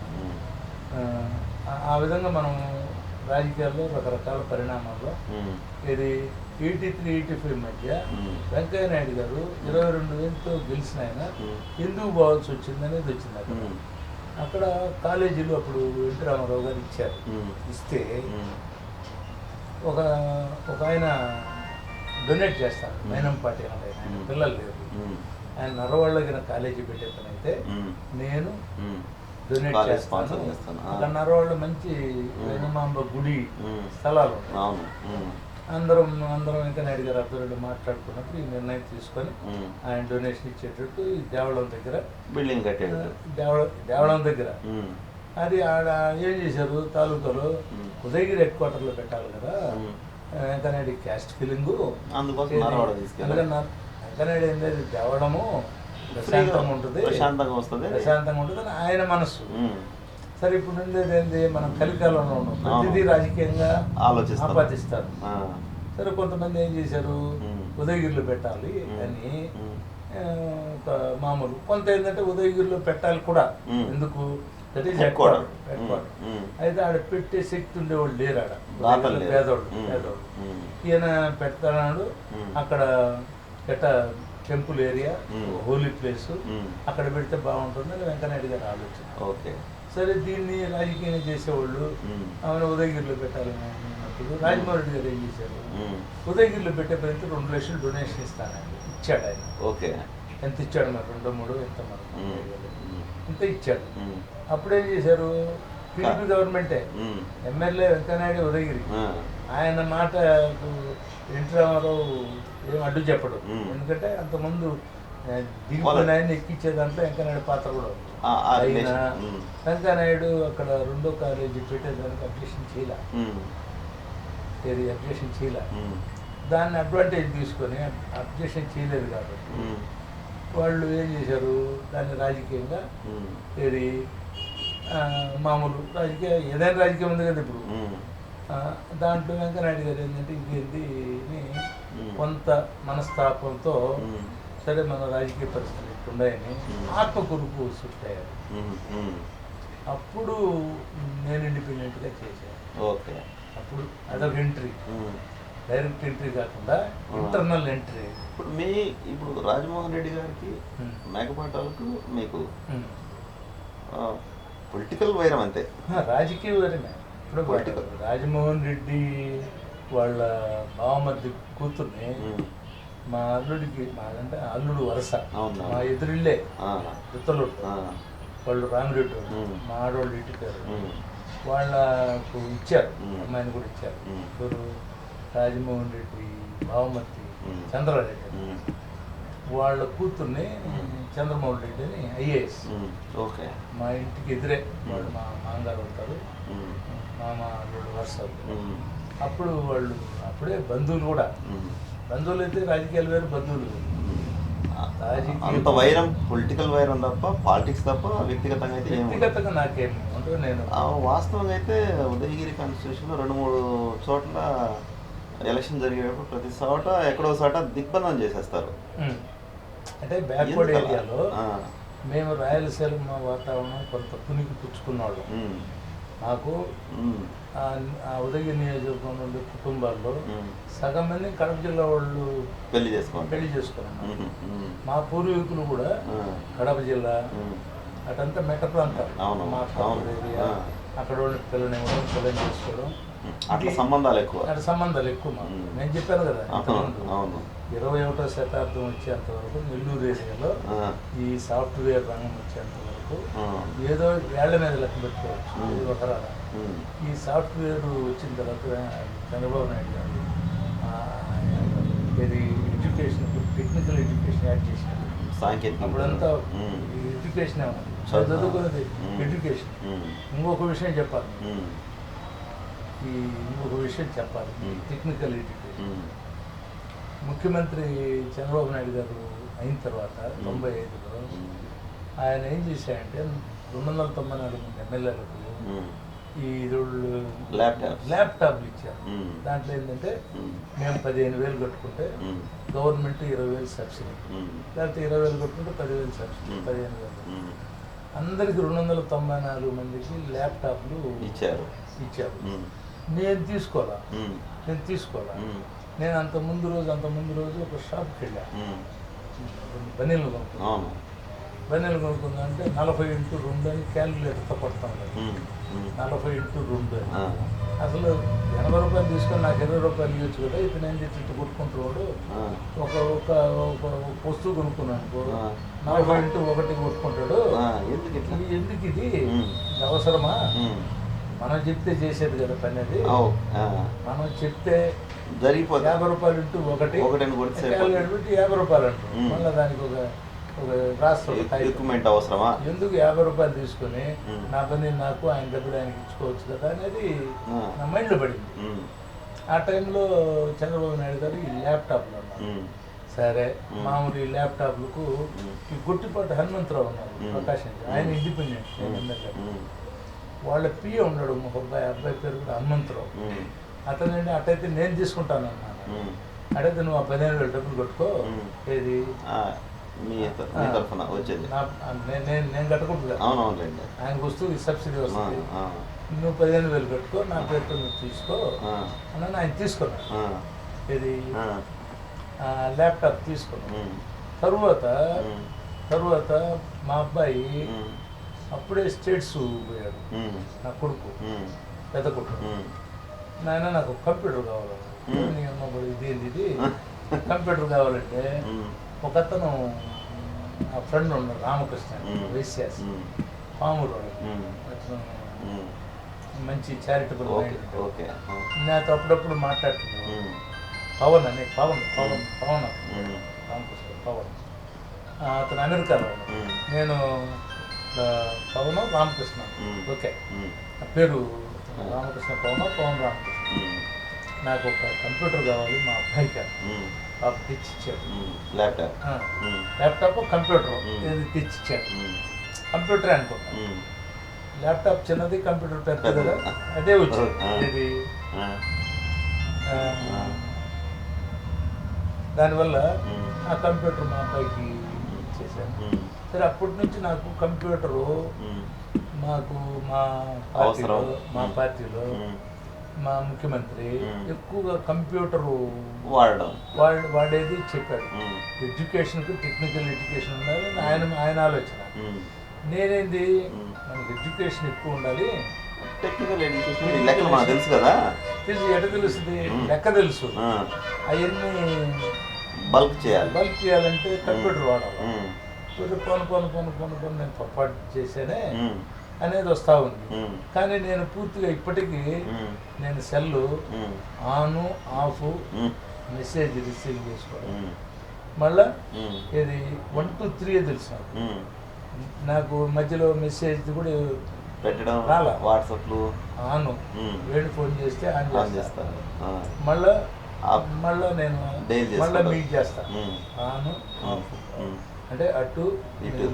ఈ రెండు మెసేజ్, మెసేజ్ ఏదైనా చూస్తారు. మెసేజ్ ఇస్తే ఉమ్, ఆ మెసేజ్ ప్రకారం మళ్ళీ ఫోన్ చేయడం, మళ్ళీ ఓకే. మెసేజ్ ఇవ్వలేను, ఆ, మెసేజ్ ప్రకారం ఉమ్, మళ్ళా ఉమ్, లైన్లో తీసుకొని ఆన్ ఆఫ్లోకి వచ్చేస్తాను. ఓకే.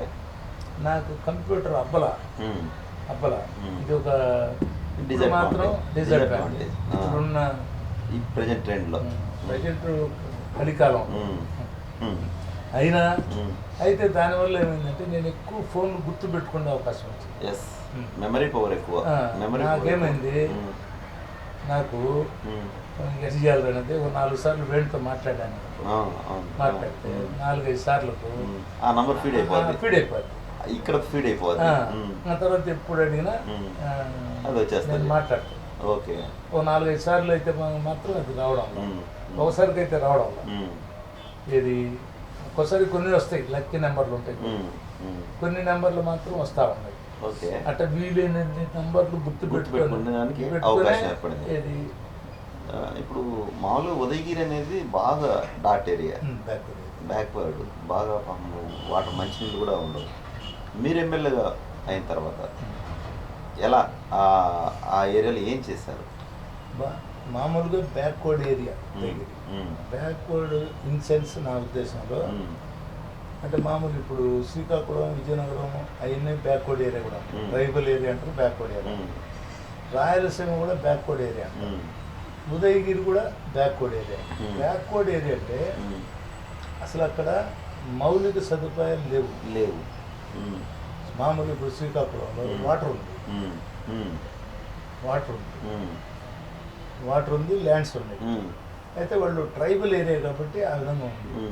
ఉదయగిరిలో ల్యాండ్ కూడా వ్యవసాయానికి లాక్కి వచ్చేది కాదు, ఎందుకంటే ఈ కొండ ప్రాంతంలో ఉంది ఉదయగిరి.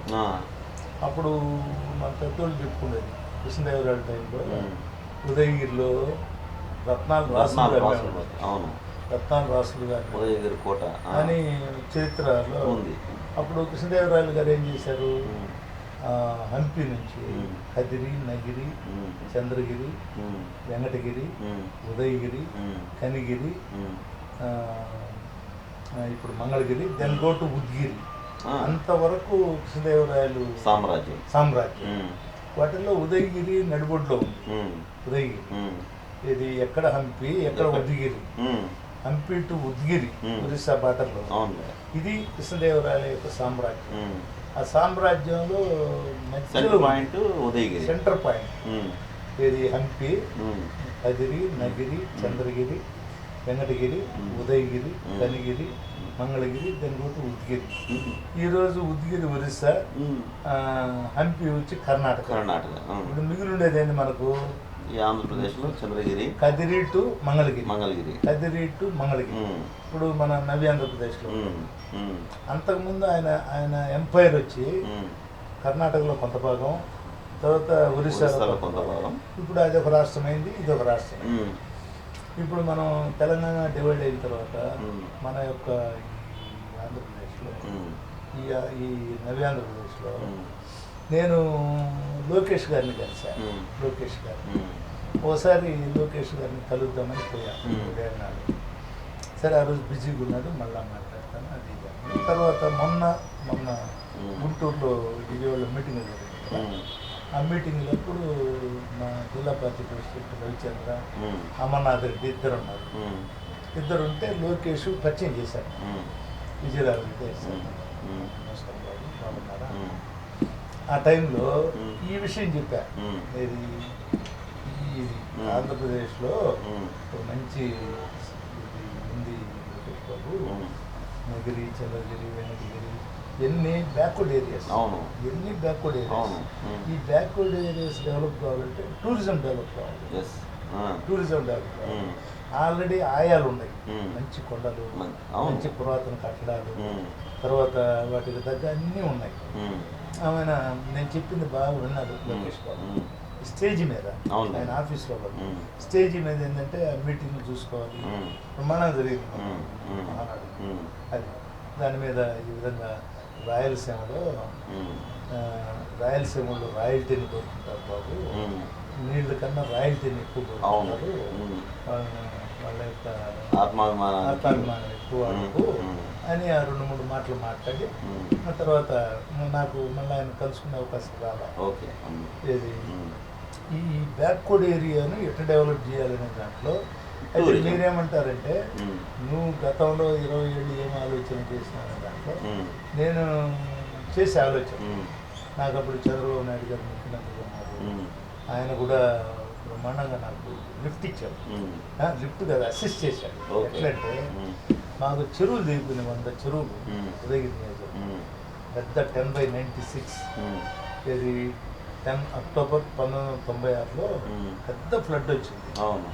ఉదయగిరి నియోజకవర్గం పైన కొండల్లో నీళ్ళని ఆ చెరువులన్నీ దిగిపోతూ గొలుసు కట్ట చెరువులు, ఒక చెరువు దిగితే 2 చెరువు 3 చెరువు 4 రాళ్లపాడు కూడా తెగింది, రాళ్లపాడు కూడా తెగిపోయింది. ఆ టైంలో చంద్రబాబు నాయుడు గారు హెలికాప్టర్లో వచ్చారు. హెలికాప్టర్లో వచ్చి నేను ఫస్ట్ టైం హెలికాప్టర్ ఎక్కింది కూడా అప్పుడే. ఆ ఫ్లడ్ టైంలో ముఖ్యమంత్రి చంద్రబాబు నాయుడు గారు ఆయన ఏం చేశాడంటే ఆయన అన్ని చూసుకుంటూ ఉమ్. కడప జిల్లాలో పోయేటప్పుడు అక్కడ పెద్దలు వీరారెడ్డి గారు అవునవును. పూర్మావిళ్ళ దాకా ఉమ్. అప్పుడు నన్ను ఎక్కమంటే ఎక్కా ఉమ్. ఆయన పూర్మావిళ్ళు దిగేశారు. ఉమ్. ఆ టైంలో ఏమన్నా చెప్పాలా అనేది ఆలోచనతో నన్ను ఎక్కమని ఉంటాడు. ఉమ్. ఇది అవును, ఉదయగిరి ఉదయగిరి కాన్స్టిట్యూషన్. చూసి అటు కడప పోయేటప్పుడు ఉమ్. ఏదైనా ఇక్కడ చెప్పేటి ఏదైనా ఉంటే చెప్పాలనే దానికి ఉమ్. బహుశా ఫీడింగ్ కావాలి కదా. ఉమ్. నాకు దిగిన తర్వాత విజయరామరెడ్డిని మామూలు మళ్ళీ నీకు వెహికల్ లేదు కదా నాకు. అవునవును. విజయరామరెడ్డి ఏదైనా అన్నాడు ఉమ్. వీటితో అంటున్నాడు. ఉమ్. అవన్నీ నా పని నేను చేసుకుంటూ ఉన్నాను. అయితే ఈ బ్యాక్వర్డ్ ఏరియాని ఎట్లా డెవలప్ చేయాలనే దాంట్లో ఉమ్. మరి ఇది చాలా ఇంపార్టెంట్ పాయింట్. ఉమ్. ఎందుకంటే ఆ ఉదయగిరి స్థితిగతులు ఉమ్. తెలిసిన వాళ్ళల్లో ఉమ్. ఇది ఉమ్. నేను ఒకటి ఉమ్. వాళ్ళ స్థితిగతి. ఓ. ఎందుకంటే అక్కడ పుట్టాము, ఉమ్. అక్కడ పెరిగాము, ఉమ్. అక్కడ ఎమ్మెల్యే అయ్యాము. ఉమ్. ఇవన్నీ తర్వాత కొంత మనం చదువుకున్న వాళ్ళం కాబట్టి ఉమ్. ఏదో మనం మన శక్తి కొద్ది చేయాలనేది ఉమ్. ఒక తపన జీవితం వెళ్తూ ఉన్నాం. ఉమ్. అయితే ఈ జరుగుతూ ఉంటే నాకు టికెట్లు పోను, టికెట్లు రాను. ఉమ్. నాకు టికెట్ల కన్నా మనం ఇక్కట్లు వెళ్ళాం అవును. మామూలుగా. ఉమ్. టికెట్ తెచ్చుకునేది ఒక కొంత అయితే ఇక్కట్లు ఎక్కువ ఉంటుంది. అవును. ఉమ్. సరే ఇప్పుడేంది, ఉమ్. ఇప్పుడు మా నియోజకవర్గంలో ఉమ్. నా నియోజకవర్గంలో అన్న 100 అని అంటారు. ఉమ్. నేనేమంటున్నా అంటే ఉమ్. అమ్మా ఇప్పుడు మన టికెట్ కన్నా ఇక్కట్లు ఎక్కువ ఉండేవి. ఉమ్. ఉదయగిరి నియోజకవర్గంలో ఉమ్. దుమ్ము ఎక్కువ పడింది. ఉమ్. ఇది 8 మండలాలు ఎవరికి దుమ్ము ఎక్కువ, ఉమ్. లీడర్లు కూడా ఎక్కువ అవుతారు. ఉమ్. ఈ దుమ్ము విపరీతంగా పట్టి ఉన్నది. ఉమ్. మామూలుగా దుమ్ము బాగా పట్టుంది. ఆ. ఆ దుమ్ము బట్టి ఉంటే దీన్ని ఎట్లా మనం తీసేసుకోవాలి, ఉమ్. ముందు ఆ ఇక్కట్లను మనం కవర్ చేసుకోవాలి, ఉమ్. తర్వాత టికెట్ యోచన మన ఆలోచన అందరం మనం చేసుకున్నాం ఉమ్. అని సర్ది చెప్పుకుంటూ పోతున్నాం. ఉమ్. దీంట్లో ఎంత పడిందంటే దుమ్ము ఇంత పడింది. ఉమ్. ఓకే. ఈ ముందు దాన్ని అంతా దుమ్మును క్లీన్ చేయాలి. తీయాలంటే ఏం చేయాలి, ఏం చేయాలి? ఓకే. మామూలు అయితే పొరగతో చేస్తాం. చిమ్మేయచ్చు. అది పొరగతో పొరగతో దంతె కావాలి, ఆ. దంతెలు ఉండేవి. అవును. అదేంటంటే ఎంత అంటే అంత వస్తుంది. అంత అవును. ఆ. సరే ఇది ఇట్లా జరుగుతూ ఉంది ఒక సంవత్సరం నుంచి. అటు ఉమ్. ఉమ్. అవతల వైసీపీ వాళ్ళు ఉమ్. వైసీపీలో ఉమ్. వాళ్ళ దాంట్లో ధూళి పడతా ఉంది. ఉమ్. ఏంటి అక్కడ ఉండే ఇన్ఛార్జికి టికెట్ వద్దని, ఉమ్. కావాలని ఉమ్. రకరకాలు వాళ్ళకు కూడా అట్లే ఉంది. వాళ్ళు మాకు దుమ్ము పెడితే వాళ్ళు ధూళి పడతా ఉంది. అంతకంటే ఎక్కువగా ఉంది. ఫైట్ బిట్వీన్ దుమ్ము అండ్ ధూళి అటు ఉదయగిరి. ఉదయగిరి. రేపు ఆ.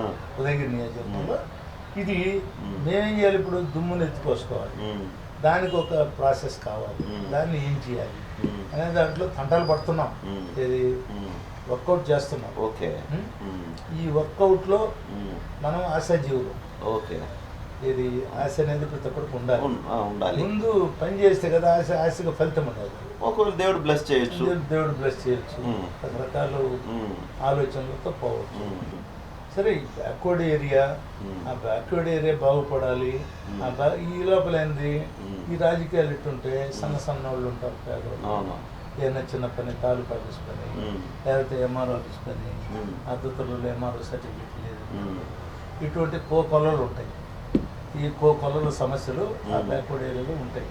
అవన్నీ ఇది రిసీవ్ చేసుకోవడం, మామూలుగా ఆఫీసర్లు చెప్పడం. సరే కలం లేకపోయినా గళం ఉంది. అక్కడి నుంచి వచ్చిన వాళ్ళందరూ మీరైతే పలకతారు, అందుబాటులో ఉంటారని అయితే ఒక మంచి పేరు ఉంది. సరే అందుబాటు అంటే ఇప్పుడు నేను యాక్చువల్గా అందుబాటు అంటే ఉదయగిరిలో ఉన్నాను, బట్ నెల్లూరు ఉన్నాను. ఎందుకు నెల్లూరులో ఉన్నా అంటే ఉదయగిరిలో పెద్దగలం, నెల్లూరులో 100 సమస్యలకు కేంద్రం. ఎట్లా ఇక్కడ హాస్పిటల్స్ ఉన్నాయి, హాస్పిటల్కి వస్తారు, తర్వాత కొన్ని కలెక్టరేట్కి వస్తారు, తర్వాత కొన్ని సమస్య శాఖల దగ్గరికి వస్తారు, అన్ని డిపార్ట్మెంట్కి వస్తారు. వాళ్ళు వచ్చిన వాళ్ళు ఫోన్ కొడతారు. వాళ్ళు ఫోన్ కొడితే ఏదైనా చేయగలిగింది ఏదైనా ఉంటే ఆఫీసర్తో మాట్లాడతారు. సరే ఇట్లా చేయండి, ఇట్లయితే పని అవుద్ది అని వాళ్ళు తంటాలు పడుతుంటారు. అట్లా అదొక పని అనేది మాత్రం ఉంది మైండ్లో నాకు. పని అంటూ చేసుకుంటూ పోతున్నాను. ఏం పని? ఆ బ్యాక్వర్డ్ ఏరియా వాళ్ళు ఏదన్నా వాళ్ళ సమస్యలు తెస్తే ఆ సమస్యల భాగస్వామిగా ఉండాలి. భాగస్వామిగా ఉండాలి. పూర్తిగా నేనే కాదులేండి, మీ పార్ట్ మీరు చేస్తా ఉన్నారు. మొన్న ఒకటి జరిగింది, ఒక 3 నెలల నాడు 4 నెలల నాడు వెంకటస్వామిరెడ్డిని సీతారాంపురం మండలంలో నాకు బాగా సపోర్ట్ చేశాడు వెంకరెడ్డి గారికి అందరికీ. ఆయనకు హార్ట్ స్ట్రోక్ వచ్చింది. హార్ట్ స్ట్రోక్ వస్తే బుల్లెన్ హాస్పిటల్ చేర్పించారు. ఆయన చేర్పిస్తే నాకు ఫోన్ చేశారు వాళ్ళు. నేను పోయి చూస్తే నాతో మాట్లాడాడు. ఏమని లేచి మాట్లాడాడు. అమ్మాయి ఏదో బాగుంది అని అనుకొని నేను అన్న బాగానే ఉంటుంది అది ఇది అని ఆమె వెళ్ళిపోయారు. తర్వాత థర్డ్ డే ఫోన్ చేశారు వాళ్ళు బంధువులు, అన్న వెంకటస్వామిరెడ్డి చనిపోయినాడు. నేను ఆ రోజు ట్రంప్ రోడ్లో ఏదో పోతున్నాయి బై 8:30 మార్నింగ్.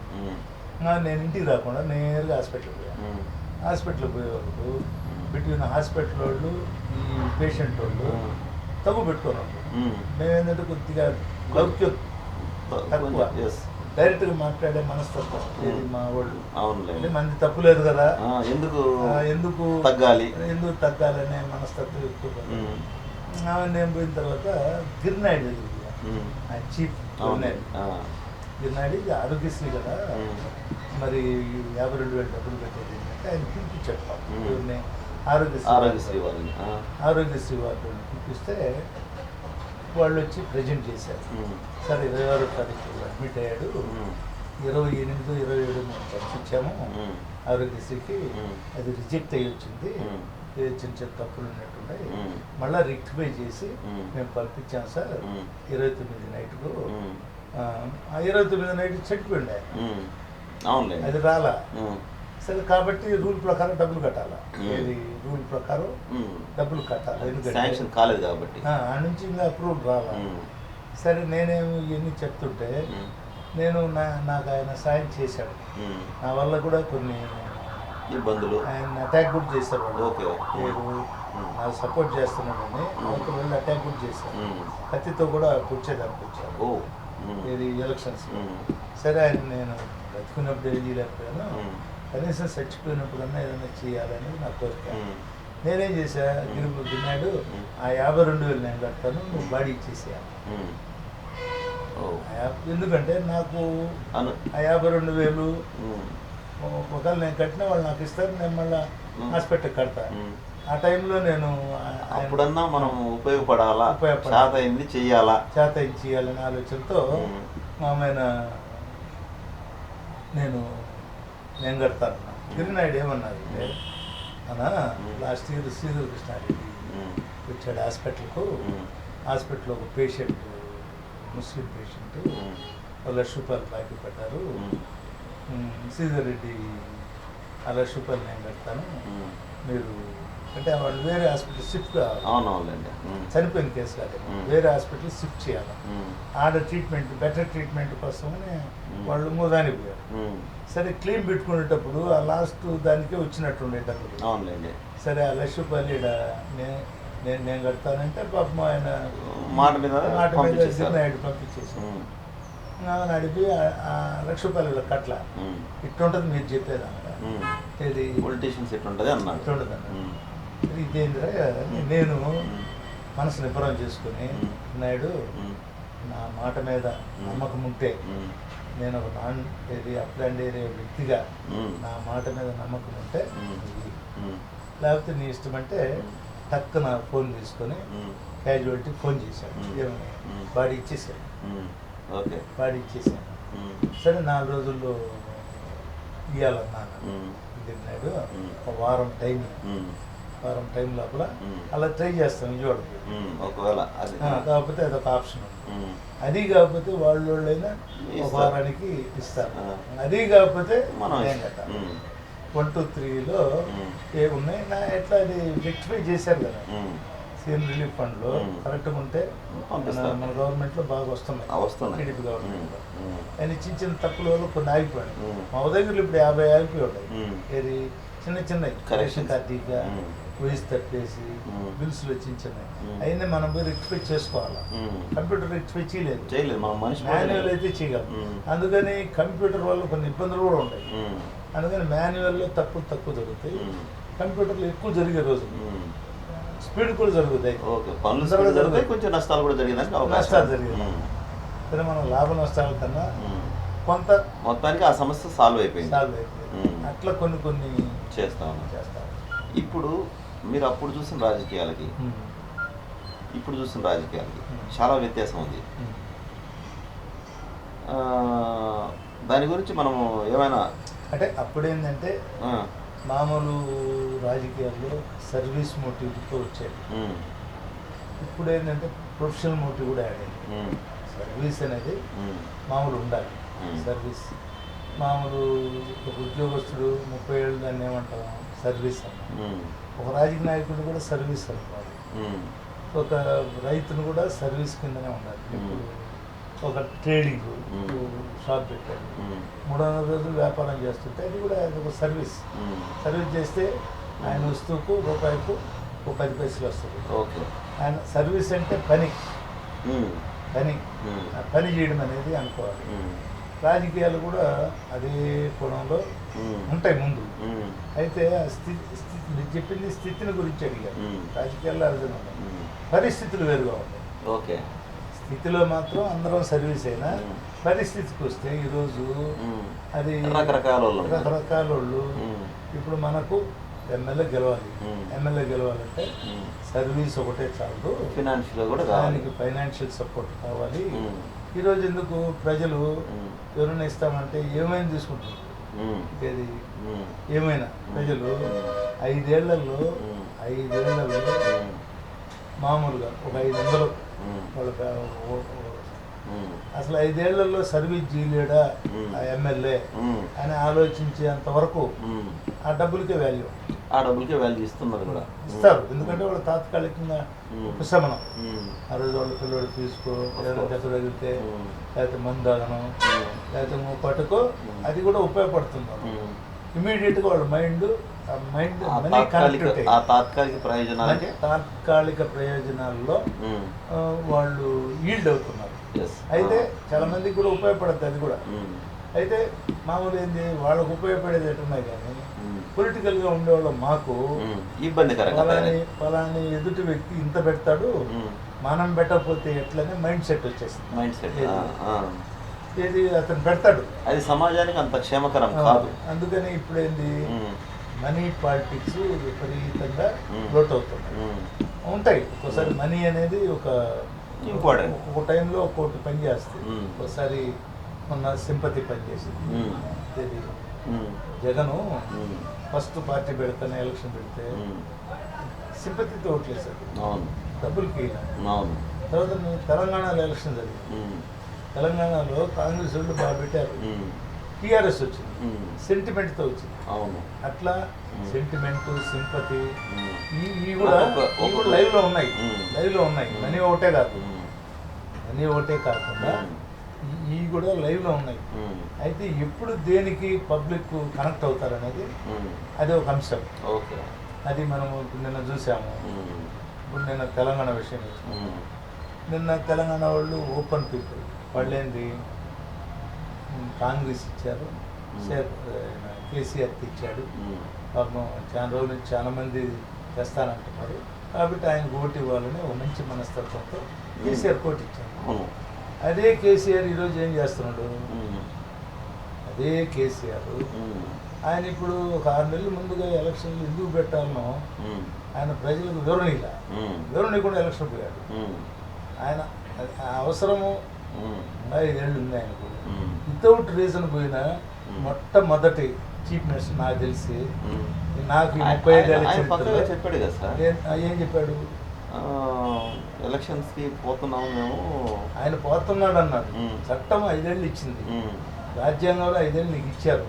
నీకు మేజర్ ఫుల్ స్ట్రెంగ్త్ ఉంది, నీకు అడిక్వేట్ సపోర్ట్ ఉంది. ఎమ్మెల్యేలు ఈ పార్టీ నుంచి తీసుకున్నాడు, ఆ పార్టీ నుంచి ఎట్లయితే నువ్వు స్టేబుల్ గవర్నమెంట్ పెట్టుకొని 6 నెలలు ముందుకు పోయేదానికి ఆయన ఆ తెలంగాణ వాళ్ళకు ఏమి వివరణ ఇస్తాడో చూడాలి. ఇంకా నా ప్లాట్ఫారంలో ఆయన ఇంకా పూర్తి కాలం. నాకైతే మాత్రం ఈ రోజు వరకు ఆయన without reason is going to battle. Without reason is going to battle. అసలు ఏం రీజన్ లేకుండా బ్యాటిల్ పోయేవాడిని ఏమంటారు?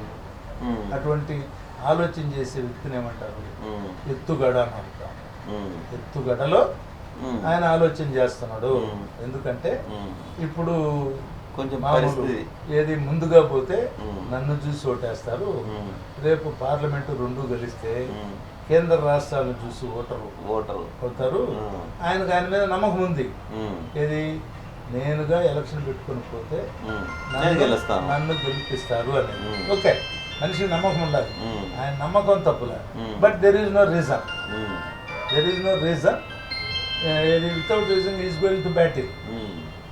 ఇది అయితే ఈ బ్యాటిల్లో ఆయన ఇంకొకటి కూడా రెండో స్టెప్ ఏం చేశాడు, తొందరగా కావాలి అని మామూలు 105 మందిని డిక్లేర్ చేశారు. అది ఒకటి. రెండు ఆయన ఆత్రపడుతున్నాడు, ఏది తొందరగా వీళ్ళంతా జనాల్లోకి వెళ్ళిపోతారు, తొందరగా ఎలక్షన్ రావాలి, తొందరగా క్యాండిడేట్ డిక్లేర్ చేయాలి, తొందరగా ఓట్లు లెక్క పెట్టాలి, తొందరగా నేను సీఎం కావాలి. ఏది అసలు నువ్వు 6 నెలల దాకా సీఎంగా ఉండవు కదా, నువ్వు 6 నెలల దాకా సీఎంగా ఉండే ఆయనకు నిన్న మొన్న నేను టీవీలో చూశాను, కేసీఆర్ గారు మీరు తొందరపడొద్దు అని. నేను టక్కున అసలు కేసీఆరే తొందరపడినట్టున్నాడే అని నేను అనుకున్నా. ఇది కేసీఆరే తొందరపడ్డాడే, ఇదేందబ్బా వాడు మీరు తొందరపడొద్దు ఊర్లలో అందరితో మండి ఆయన టీవీలు నిన్న ఎక్కడ చూశాను. నేను కేసీఆర్ గారే తొందరపడ్డా లేకపోతే వాళ్ళు తొందరపడుతుండ్రా? అయితే ఇది మన రాష్ట్రం కాదు, కాబట్టి అందరం కలిసి ఉన్నాం. ఇప్పుడు ఉమ్మడి ఆంధ్రప్రదేశ్లో నేను కూడా ఎమ్మెల్యే, కేసీఆర్ గారు మంత్రిగా ఉన్నారు, కేసీఆర్ గారు డిప్యూటీ స్పీకర్గా ఉన్నారు. మామూలు నేను కేసీఆర్తో 1-2 సార్లు మాట్లాడా, ఇది మామూలుగా ఎమ్మెల్యేగా ఉండేటప్పుడు మాట మంచిలో అంత పెద్ద పూర్తి పరిచయాలు. కానీ అందరం ఆ లాబీలో తిరుగుతుంటాం కదా, కేసీఆర్ కూడా మాట మంచి బాగానే మాట్లాడతాడు. బట్ వితౌట్ రీజన్ ఎందుకు తీసుకున్నాడు నాకు అర్థం కాదు. ఓకే, ఇప్పుడు మనకు నెల్లూరు జిల్లాలో నెక్స్ట్ తెలుగుదేశం పార్టీ ఈ 2019 ఎలక్షన్స్లో ఎలా ఉండబోతుంది అని అనుకుంటున్నాను. నెల్లూరు జిల్లాలో ఆల్రెడీ మీరు టీడీపీ జిల్లా అధ్యక్షులుగా చేస్తున్నారు కాబట్టి కొద్ది రోజులు చేశాను. కొద్ది రోజులు మామూలుగా మన జిల్లాలో కొంత మామూలుగా కొంత ఫైట్ ఉంది. సరే నేనేంటంటే ఈ ఒక సంవత్సరం క్రితము చంద్రమోహన్ రెడ్డి గారికి మంత్రి ఇచ్చిన తర్వాత అంతకుముందు నారాయణ గారు ఉన్నారు, ఒకరికి 2 మంత్రులు, ఒకరు బాగా కష్టపడేవాళ్ళు, ఒకరు కొద్దిగా రాజకీయంగా ఆలోచన చేసేవాళ్ళు. సరే నేను ఫస్ట్ టైం చంద్రబాబు నాయుడు గారిని ఈ గవర్నమెంట్లో నేను వెళ్ళా సీఎం గారి. సార్ నేను జిల్లా పార్టీ ప్రెసిడెంట్గా ఉన్నాను, బెటర్ రిజల్ట్స్ వచ్చాయి, మీరు ఏదైనా అవకాశం ఇస్తే నేను పార్టీ సర్వీస్ చేస్తాను, నేను డిస్కస్ చేస్తాను అన్నాడు. సరే అన్నా మంచిదని వచ్చేసాను. ఏది డిస్కస్ చేస్తాను అన్నాడు, ఉండే ఏది నాయకులతో అని అన్నాడు. నేను ఫస్ట్ టైం నేను ఈ గవర్నమెంట్ వచ్చిన తర్వాత సీఎం గారిని అడిగింది. నేను సీఎం గారిని కలిసిందే 9 సార్లు, ఎక్కడ సెక్రటరియట్లో కానీ బయట కానీ నెల్లూరుకు 13 సార్లు 14 సార్లు వచ్చాడు. 13-14 సార్లు బుకే ఇచ్చా సీఎం గారు. ఏది గౌరవార్థం వచ్చినప్పుడు మా లీడర్ కాబట్టి ఈ హెలిప్యాడ్ 13 సార్లు ఇచ్చాను, 13, 12, 14. బట్ సీఎంగా అక్కడికి పోతానే ఫస్ట్ సీఎం గారు అవుతానే బుకే తీసుకెళ్ళి ఇచ్చాను, అదొకటి. రెండోది సీఎం గారు ఈ జిల్లా నారాయణ గారు మినిస్టర్ అయిన తర్వాత ఈ జిల్లాలో ఉండే ఎమ్మెల్యేలు, ఎమ్మెల్సీలు, ఎంపీలు ఒక 25 మందిని హైదరాబాద్ పిలిచాడు సీఎం గారు. వీళ్ళందరితో సమాలోచన పడి మీరందరూ కూడా జిల్లా అంతా ఏకాభిప్రాయంతో పనిచేసుకోవాలని ఈ తెలుగుదేశం పార్టీ ఉండే చంద్రమోహన్ రెడ్డి, ప్రభాకర్ రెడ్డి, రవిచంద్ర వీళ్ళందరినీ ఇది నారాయణ గారు మంత్రి ఉన్నారు, వీళ్ళందరూ కూడా కలిసి చేసుకోండి అని పెద్దరికంగా అందరికీ చెప్పారు. ఆ విధంగా చేసుకుంటూ పోతున్నాం.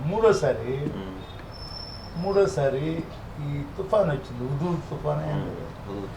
ఇక దానికి బాధితులకు కొన్ని డబ్బులు ఇచ్చే దాంట్లో ఉదయగిరిలో ఒక 50 లక్షలు 70 లక్షలు దండారు.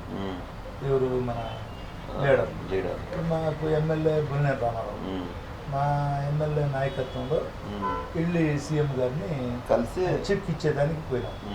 3వ 4వ రామారావు నాయకత్వంలో, మా ఎమ్మెల్యే నాయకత్వంలో మేము లీడర్లు 10 మందిమో 15 మందిమో ఇచ్చిన వాళ్ళు పోయి సీఎం గారిని పెట్టారు. 4వది నా కొడుకు పెళ్ళికి కార్డు ఇచ్చా. ఓకే. అది నా కొడుకు పెళ్ళి, నాకు ఇద్దరు కొడుకు, ఒక కూతురు పెద్దమ్మ అయితే అమ్మాయి చనిపోయింది. కొడుకు పెద్ద కొడుకు పెళ్ళికి కార్డు ఇచ్చా. అది 5 అయింది.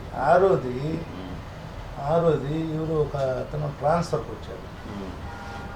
ట్రాన్స్ఫర్ ఏది మామూలు east to west. Okay okay. East to west Varaprasad అని నాకు అతను నాకు చాలా రోజులు తెలుసు. ఒక ట్రాన్స్ఫర్కి వస్తే ఆ ట్రాన్స్ఫర్కి సీఎం గారేం పంపించారు.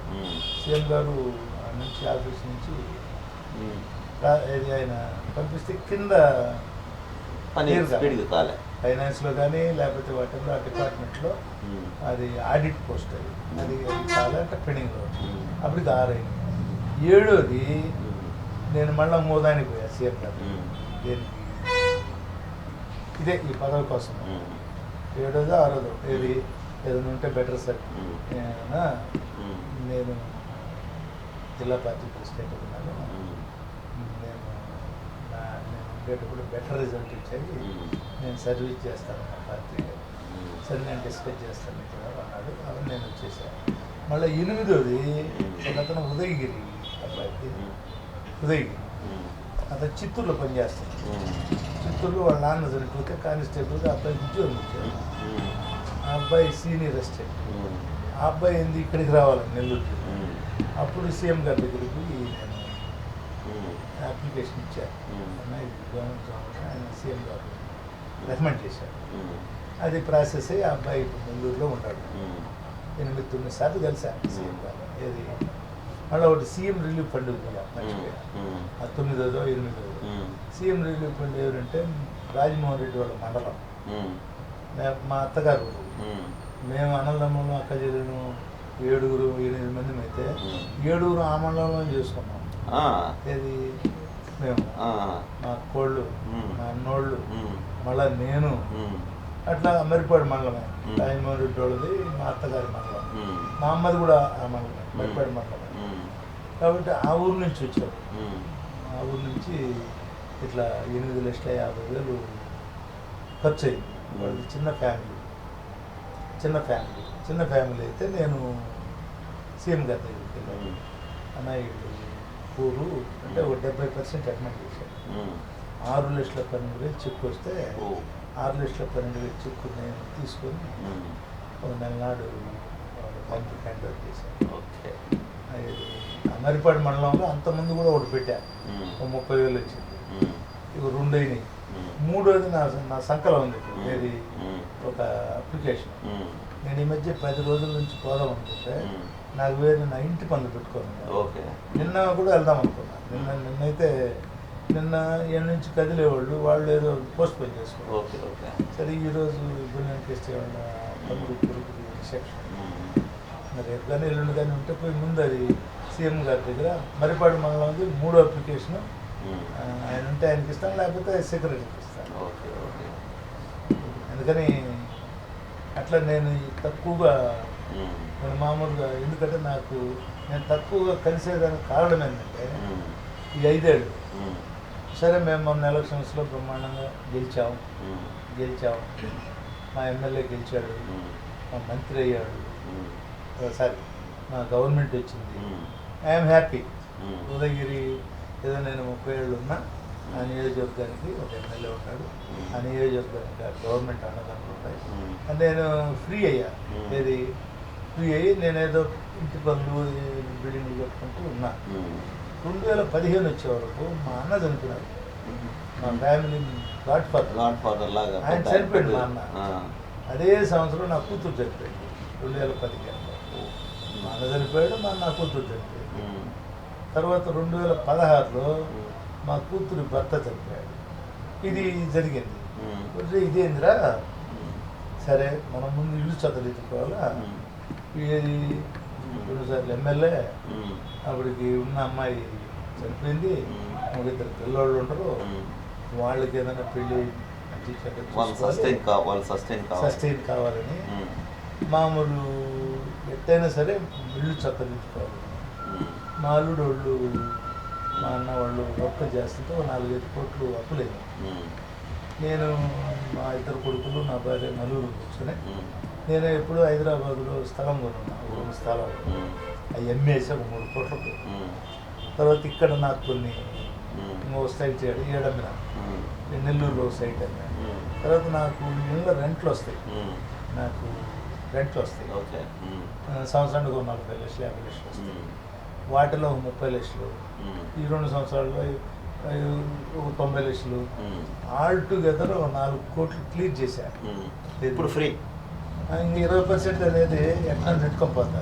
5 కోట్లలో 4 కోట్లు క్లియర్ చేశాను. సరే క్లియర్ చేసిన తర్వాతనే ఒక అబ్బాయికి పెళ్లి చేశాను. ఓకే, అది నా పెద్ద కొడుకు, వాడు కూడా పాప, మళ్ళీ కూడా అట్లా 2వ అబ్బాయి ఉన్నాడు. అబ్బాయికి పెళ్లి చేయాలి. అబ్బాయికి పెళ్లి చేయాలనేది నిన్ననే మా ఇంట్లో నా పెద్ద కొడుకు మాట్లాడి తొందరగా చేయాలి అబ్బాయి. మా అబ్బాయి అంటాడు ఎలక్షన్ తర్వాత ఏం చేద్దాను ఆయన అంటాడు, చేసుకుంటాను ఆయన. ఎలక్షన్ ముందే చేసుకోమని మేము ఎలక్షన్ ముందు చేసుకుంటే బాధ్యతలు తర్వాత ఫ్రీగా అని నాకు ఎలక్షన్ తర్వాత అయినా పర్వాలేదు అన్నాడు. ఈ ఎలక్షన్లు సెలక్షన్లు మళ్ళీ చూసుకున్నాం, వీలుంటే ఇప్పుడే చేసుకోవాలి ఆ పనిలో ఉండాలి. ఓకే ఓకే, ఇది మా 2వ అబ్బాయికి పెళ్లి చేసుకుంటే కార్యక్రమం. సరే ఈ లోపల మా అమ్మాయి చనిపోతూ నాకు వీలునామా రాసింది. వీలునామా సరే మా నాన్న కూడా వచ్చాడు, నాకు ఇద్దరు తమ్ముళ్ళు ఉన్నారు, నాకు బిడ్డలు లేదు. మేనర్కు మాకు కొడుకు ఇచ్చావు. మాకు ఎక్కువగా మేనరికాలు మా ఇంట్లో మాకు నాకే దెబ్బ కొట్టింది.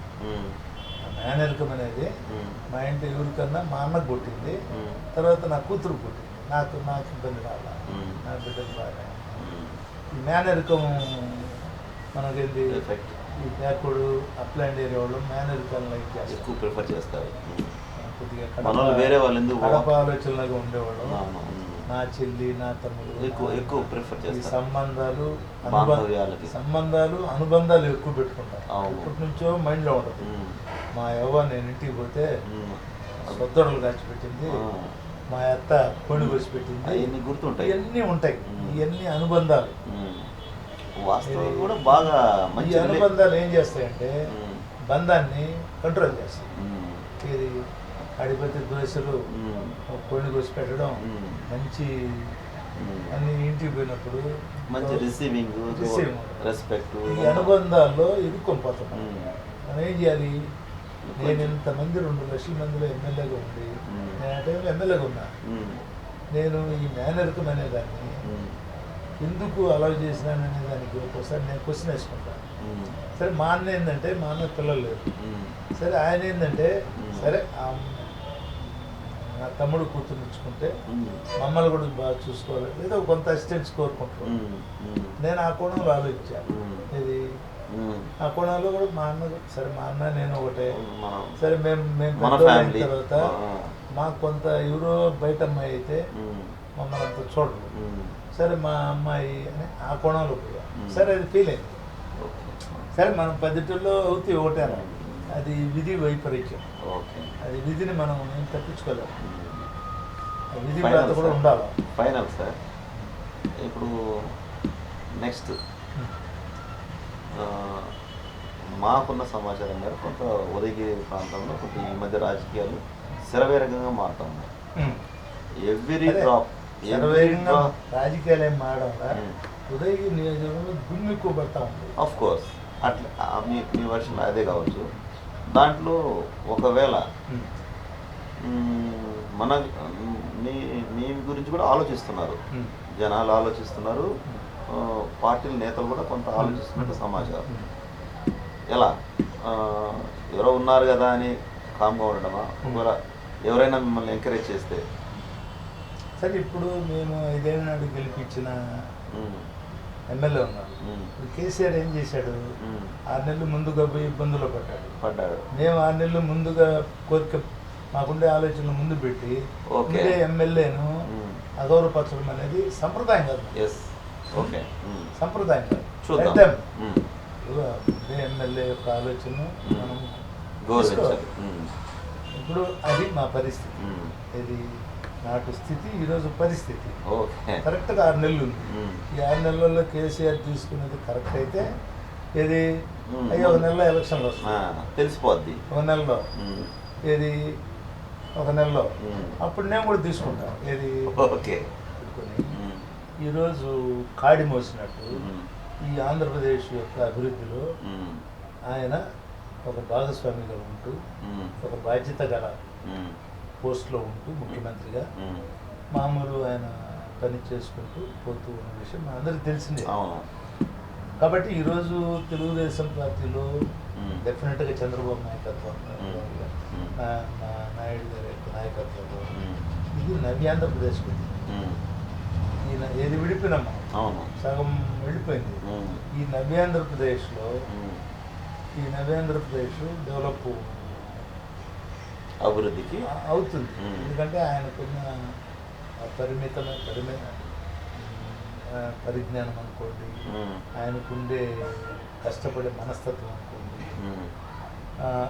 అవన్నీ చంద్రబాబు నాయుడు గారికి ఏ ఒక్క లీటర్ కన్నా ఎక్కువ ఉంటుంది. మామూలు కష్టం ఆయన ఫేట్ని ఎక్కువ, నాకున్న అసెస్మెంట్ ఫేట్ కన్నా కృషికి ఎక్కువగా ఇస్తాడు. 2019 సీఎం చంద్రబాబు అంటారా? ఫేట్ వేరు, కృషి వేరు. అసలు ముందు మనం పని చేయకపోతే, మేము ఉదయగిరి నియోజకవర్గం దుమ్మెత్తి కోసుకోకపోతే ఎట్టా ఉదయగిరి నియోజకవర్గం తెలుగుదేశం వస్తుంది. ఓకే. ఆ కాన్సెప్ట్ లైక్ చేస్తారు చంద్రబాబు. అసలు ముందు మన ఇల్లు చక్కదిద్దుకోకుండా అవతలని తిట్టేవాళ్ళు. ఇప్పుడు జగన్మోహన్ రెడ్డి తిడుతున్నట్టు ఏది 300 రోజులు ఆయన పాదయాత్ర చేస్తుంటే ఈ 300 రోజుల్లో మామూలు ఆంధ్రప్రదేశ్ ప్రజలు, ఆంధ్రప్రదేశ్ యొక్క నైసర్గిక స్వరూపం, ఆయన చేసే రాజకీయ విధానం కన్నా చంద్రబాబు నాయుడు గారి మీద దుమ్మెత్తి పోసిందే ఎక్కువ. అది ఆ మాట మంచి, ఇది ఆ మాటలు. అవునండి. ఆ ఇడుపులపై నుంచి శ్రీకాకుళం దాకా తిట్టుడే తిట్టుడు, విమర్శించుడే విమర్శించుడు. కాబట్టి మామూలు ఆయన ఎందుకు వచ్చాడు అనేది ప్రజల్లో ఒక క్వశ్చన్ వేసుకుంటారు. ఆయన యాత్ర, ఆయన ప్రజా సంకల్ప యాత్ర. ప్రజా సంకల్ప యాత్రలో చంద్రబాబు నాయుడు గారిని తిట్టడమేనా అంటే మొత్తం 5 కోట్ల మంది తిట్టమని ఆయన ఏది ప్రజల సంకల్పంలోకి రండి, ఆ సంకల్పంలోకి వచ్చి మీరు కూడా తిట్టండి అని అర్థం. అంతేనా కాదనేది ఏది ఇప్పుడు ప్రజలకు సంకల్పం ఇచ్చావు నువ్వు సంకల్పం. ఏం సంకల్పం ఇచ్చావు? చంద్రబాబును తిట్టుడే తిట్టుడు, విమర్శించుడే విమర్శించుడు. అంటే ప్రజలకు సంకల్పం అది నేర్పిస్తావా? న్యాయం అది? అసలు ప్రోగ్రాం పెట్టాడు. ఎంత ఆశ్చర్యపోవాలంటే జగన్మోహన్ రెడ్డి ముఖ్యమంత్రిగా చంద్రబాబు నాయుడు గారు వచ్చిన తర్వాత కరెక్ట్గా 15 రోజులకు 20 రోజులకు వాళ్ళ పార్టీ ప్రోగ్రాం ఇచ్చాడు. అదేంటంటే నరకాసుర వధ. 5 ఏళ్ళు ముఖ్యమంత్రిగా ఇచ్చారు. ప్రమాదమే 1800 రోజులు ఒక ముఖ్యమంత్రి ఎవరైనా ఉంటాడు.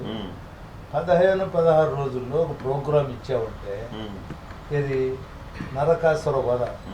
15 రోజులకు ఏమి అసలు క్యాబినెట్టే ఫామ్ కాదు. 13 జిల్లాల యొక్క అడ్మినిస్ట్రేషనే ఉండదు. తర్వాత లోటు బడ్జెట్ మనం, తర్వాత ఇబ్బందులు. అసలు 15 రోజులకు మనకు 16 రోజుల పండుగ అనేది ఉంది ఒకటి.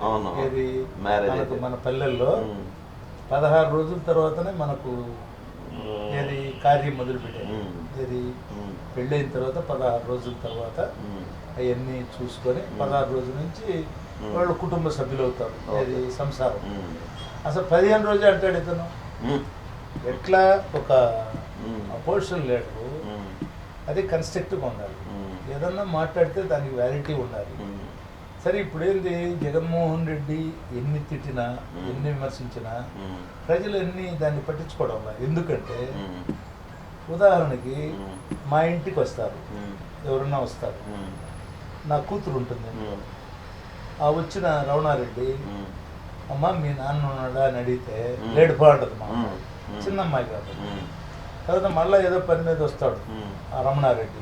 ఆ రమణారెడ్డి వచ్చి అమ్మ విజయవాడ అని ఆమెను అడుగుతాడు, నా భార్యని. ఆమె లేడిపో అంటది అనుకో. అప్పుడు ఆ రమణారెడ్డి ఏమనుకుంటాడు, ముందేమే అతను ఫీల్ కాడు, చిన్న పాప కాదు. అసలు రమణారెడ్డి భార్య దీన్ని ఎటువంటి అరేంజ్ చేసుకుంది రమణారెడ్డి అని అతను ఆలోచించేస్తాడు. అందుకని ఇప్పుడు అతను రాజకీయాల్లో చిన్నోడు కాబట్టి ఆయన మాటల మీద ప్రజలు అంత చంద్రబాబును తిడుతున్నా సర్లే తెలియ తిడుతుండలే, తెలుసో తెలియక కానీ ఆ మీమాంసలో ఉంటారు ఇది మామూలుగా. అందుకని అది మామూలు అటువంటి పరిస్థితి ఈరోజు మనం చూస్తున్నాం. సరే, ఈరోజు పార్టీ పరంగా చూసినా జగన్మోహన్ రెడ్డి పార్టీ పెట్టి 7 ఏళ్ళు అయింది, తెలుగుదేశం పార్టీ 37 ఏళ్ళు అయింది, కాంగ్రెస్ పార్టీ 130 ఏళ్ళు అయింది. ఆ పార్టీకి ఆయుష్ లేదు, జగన్మోహన్ రెడ్డి పార్టీకి వయసు లేదు. మేము యుక్త వయసులో ఉన్నాం, 37 సంవత్సరాలు. అందుకని తెలుగుదేశం పార్టీ ఆ తెలుగుదేశం పార్టీ కార్యకర్తల యొక్క కృషి చంద్రబాబు నాయకత్వంలో అదే ఫలితం. Okay, thank you sir.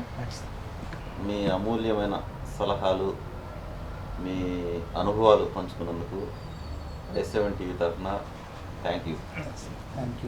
i7 TV స్టూడియోకు శుభాకాంక్షలు.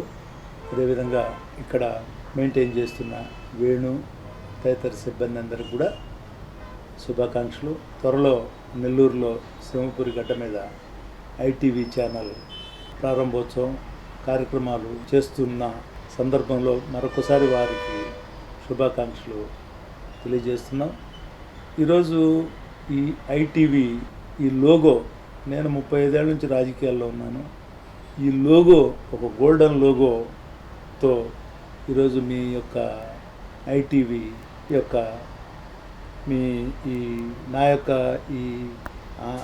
నా శుభాకాంక్షలు మరొకసారి వేణుగారికి వారి సిబ్బందికి.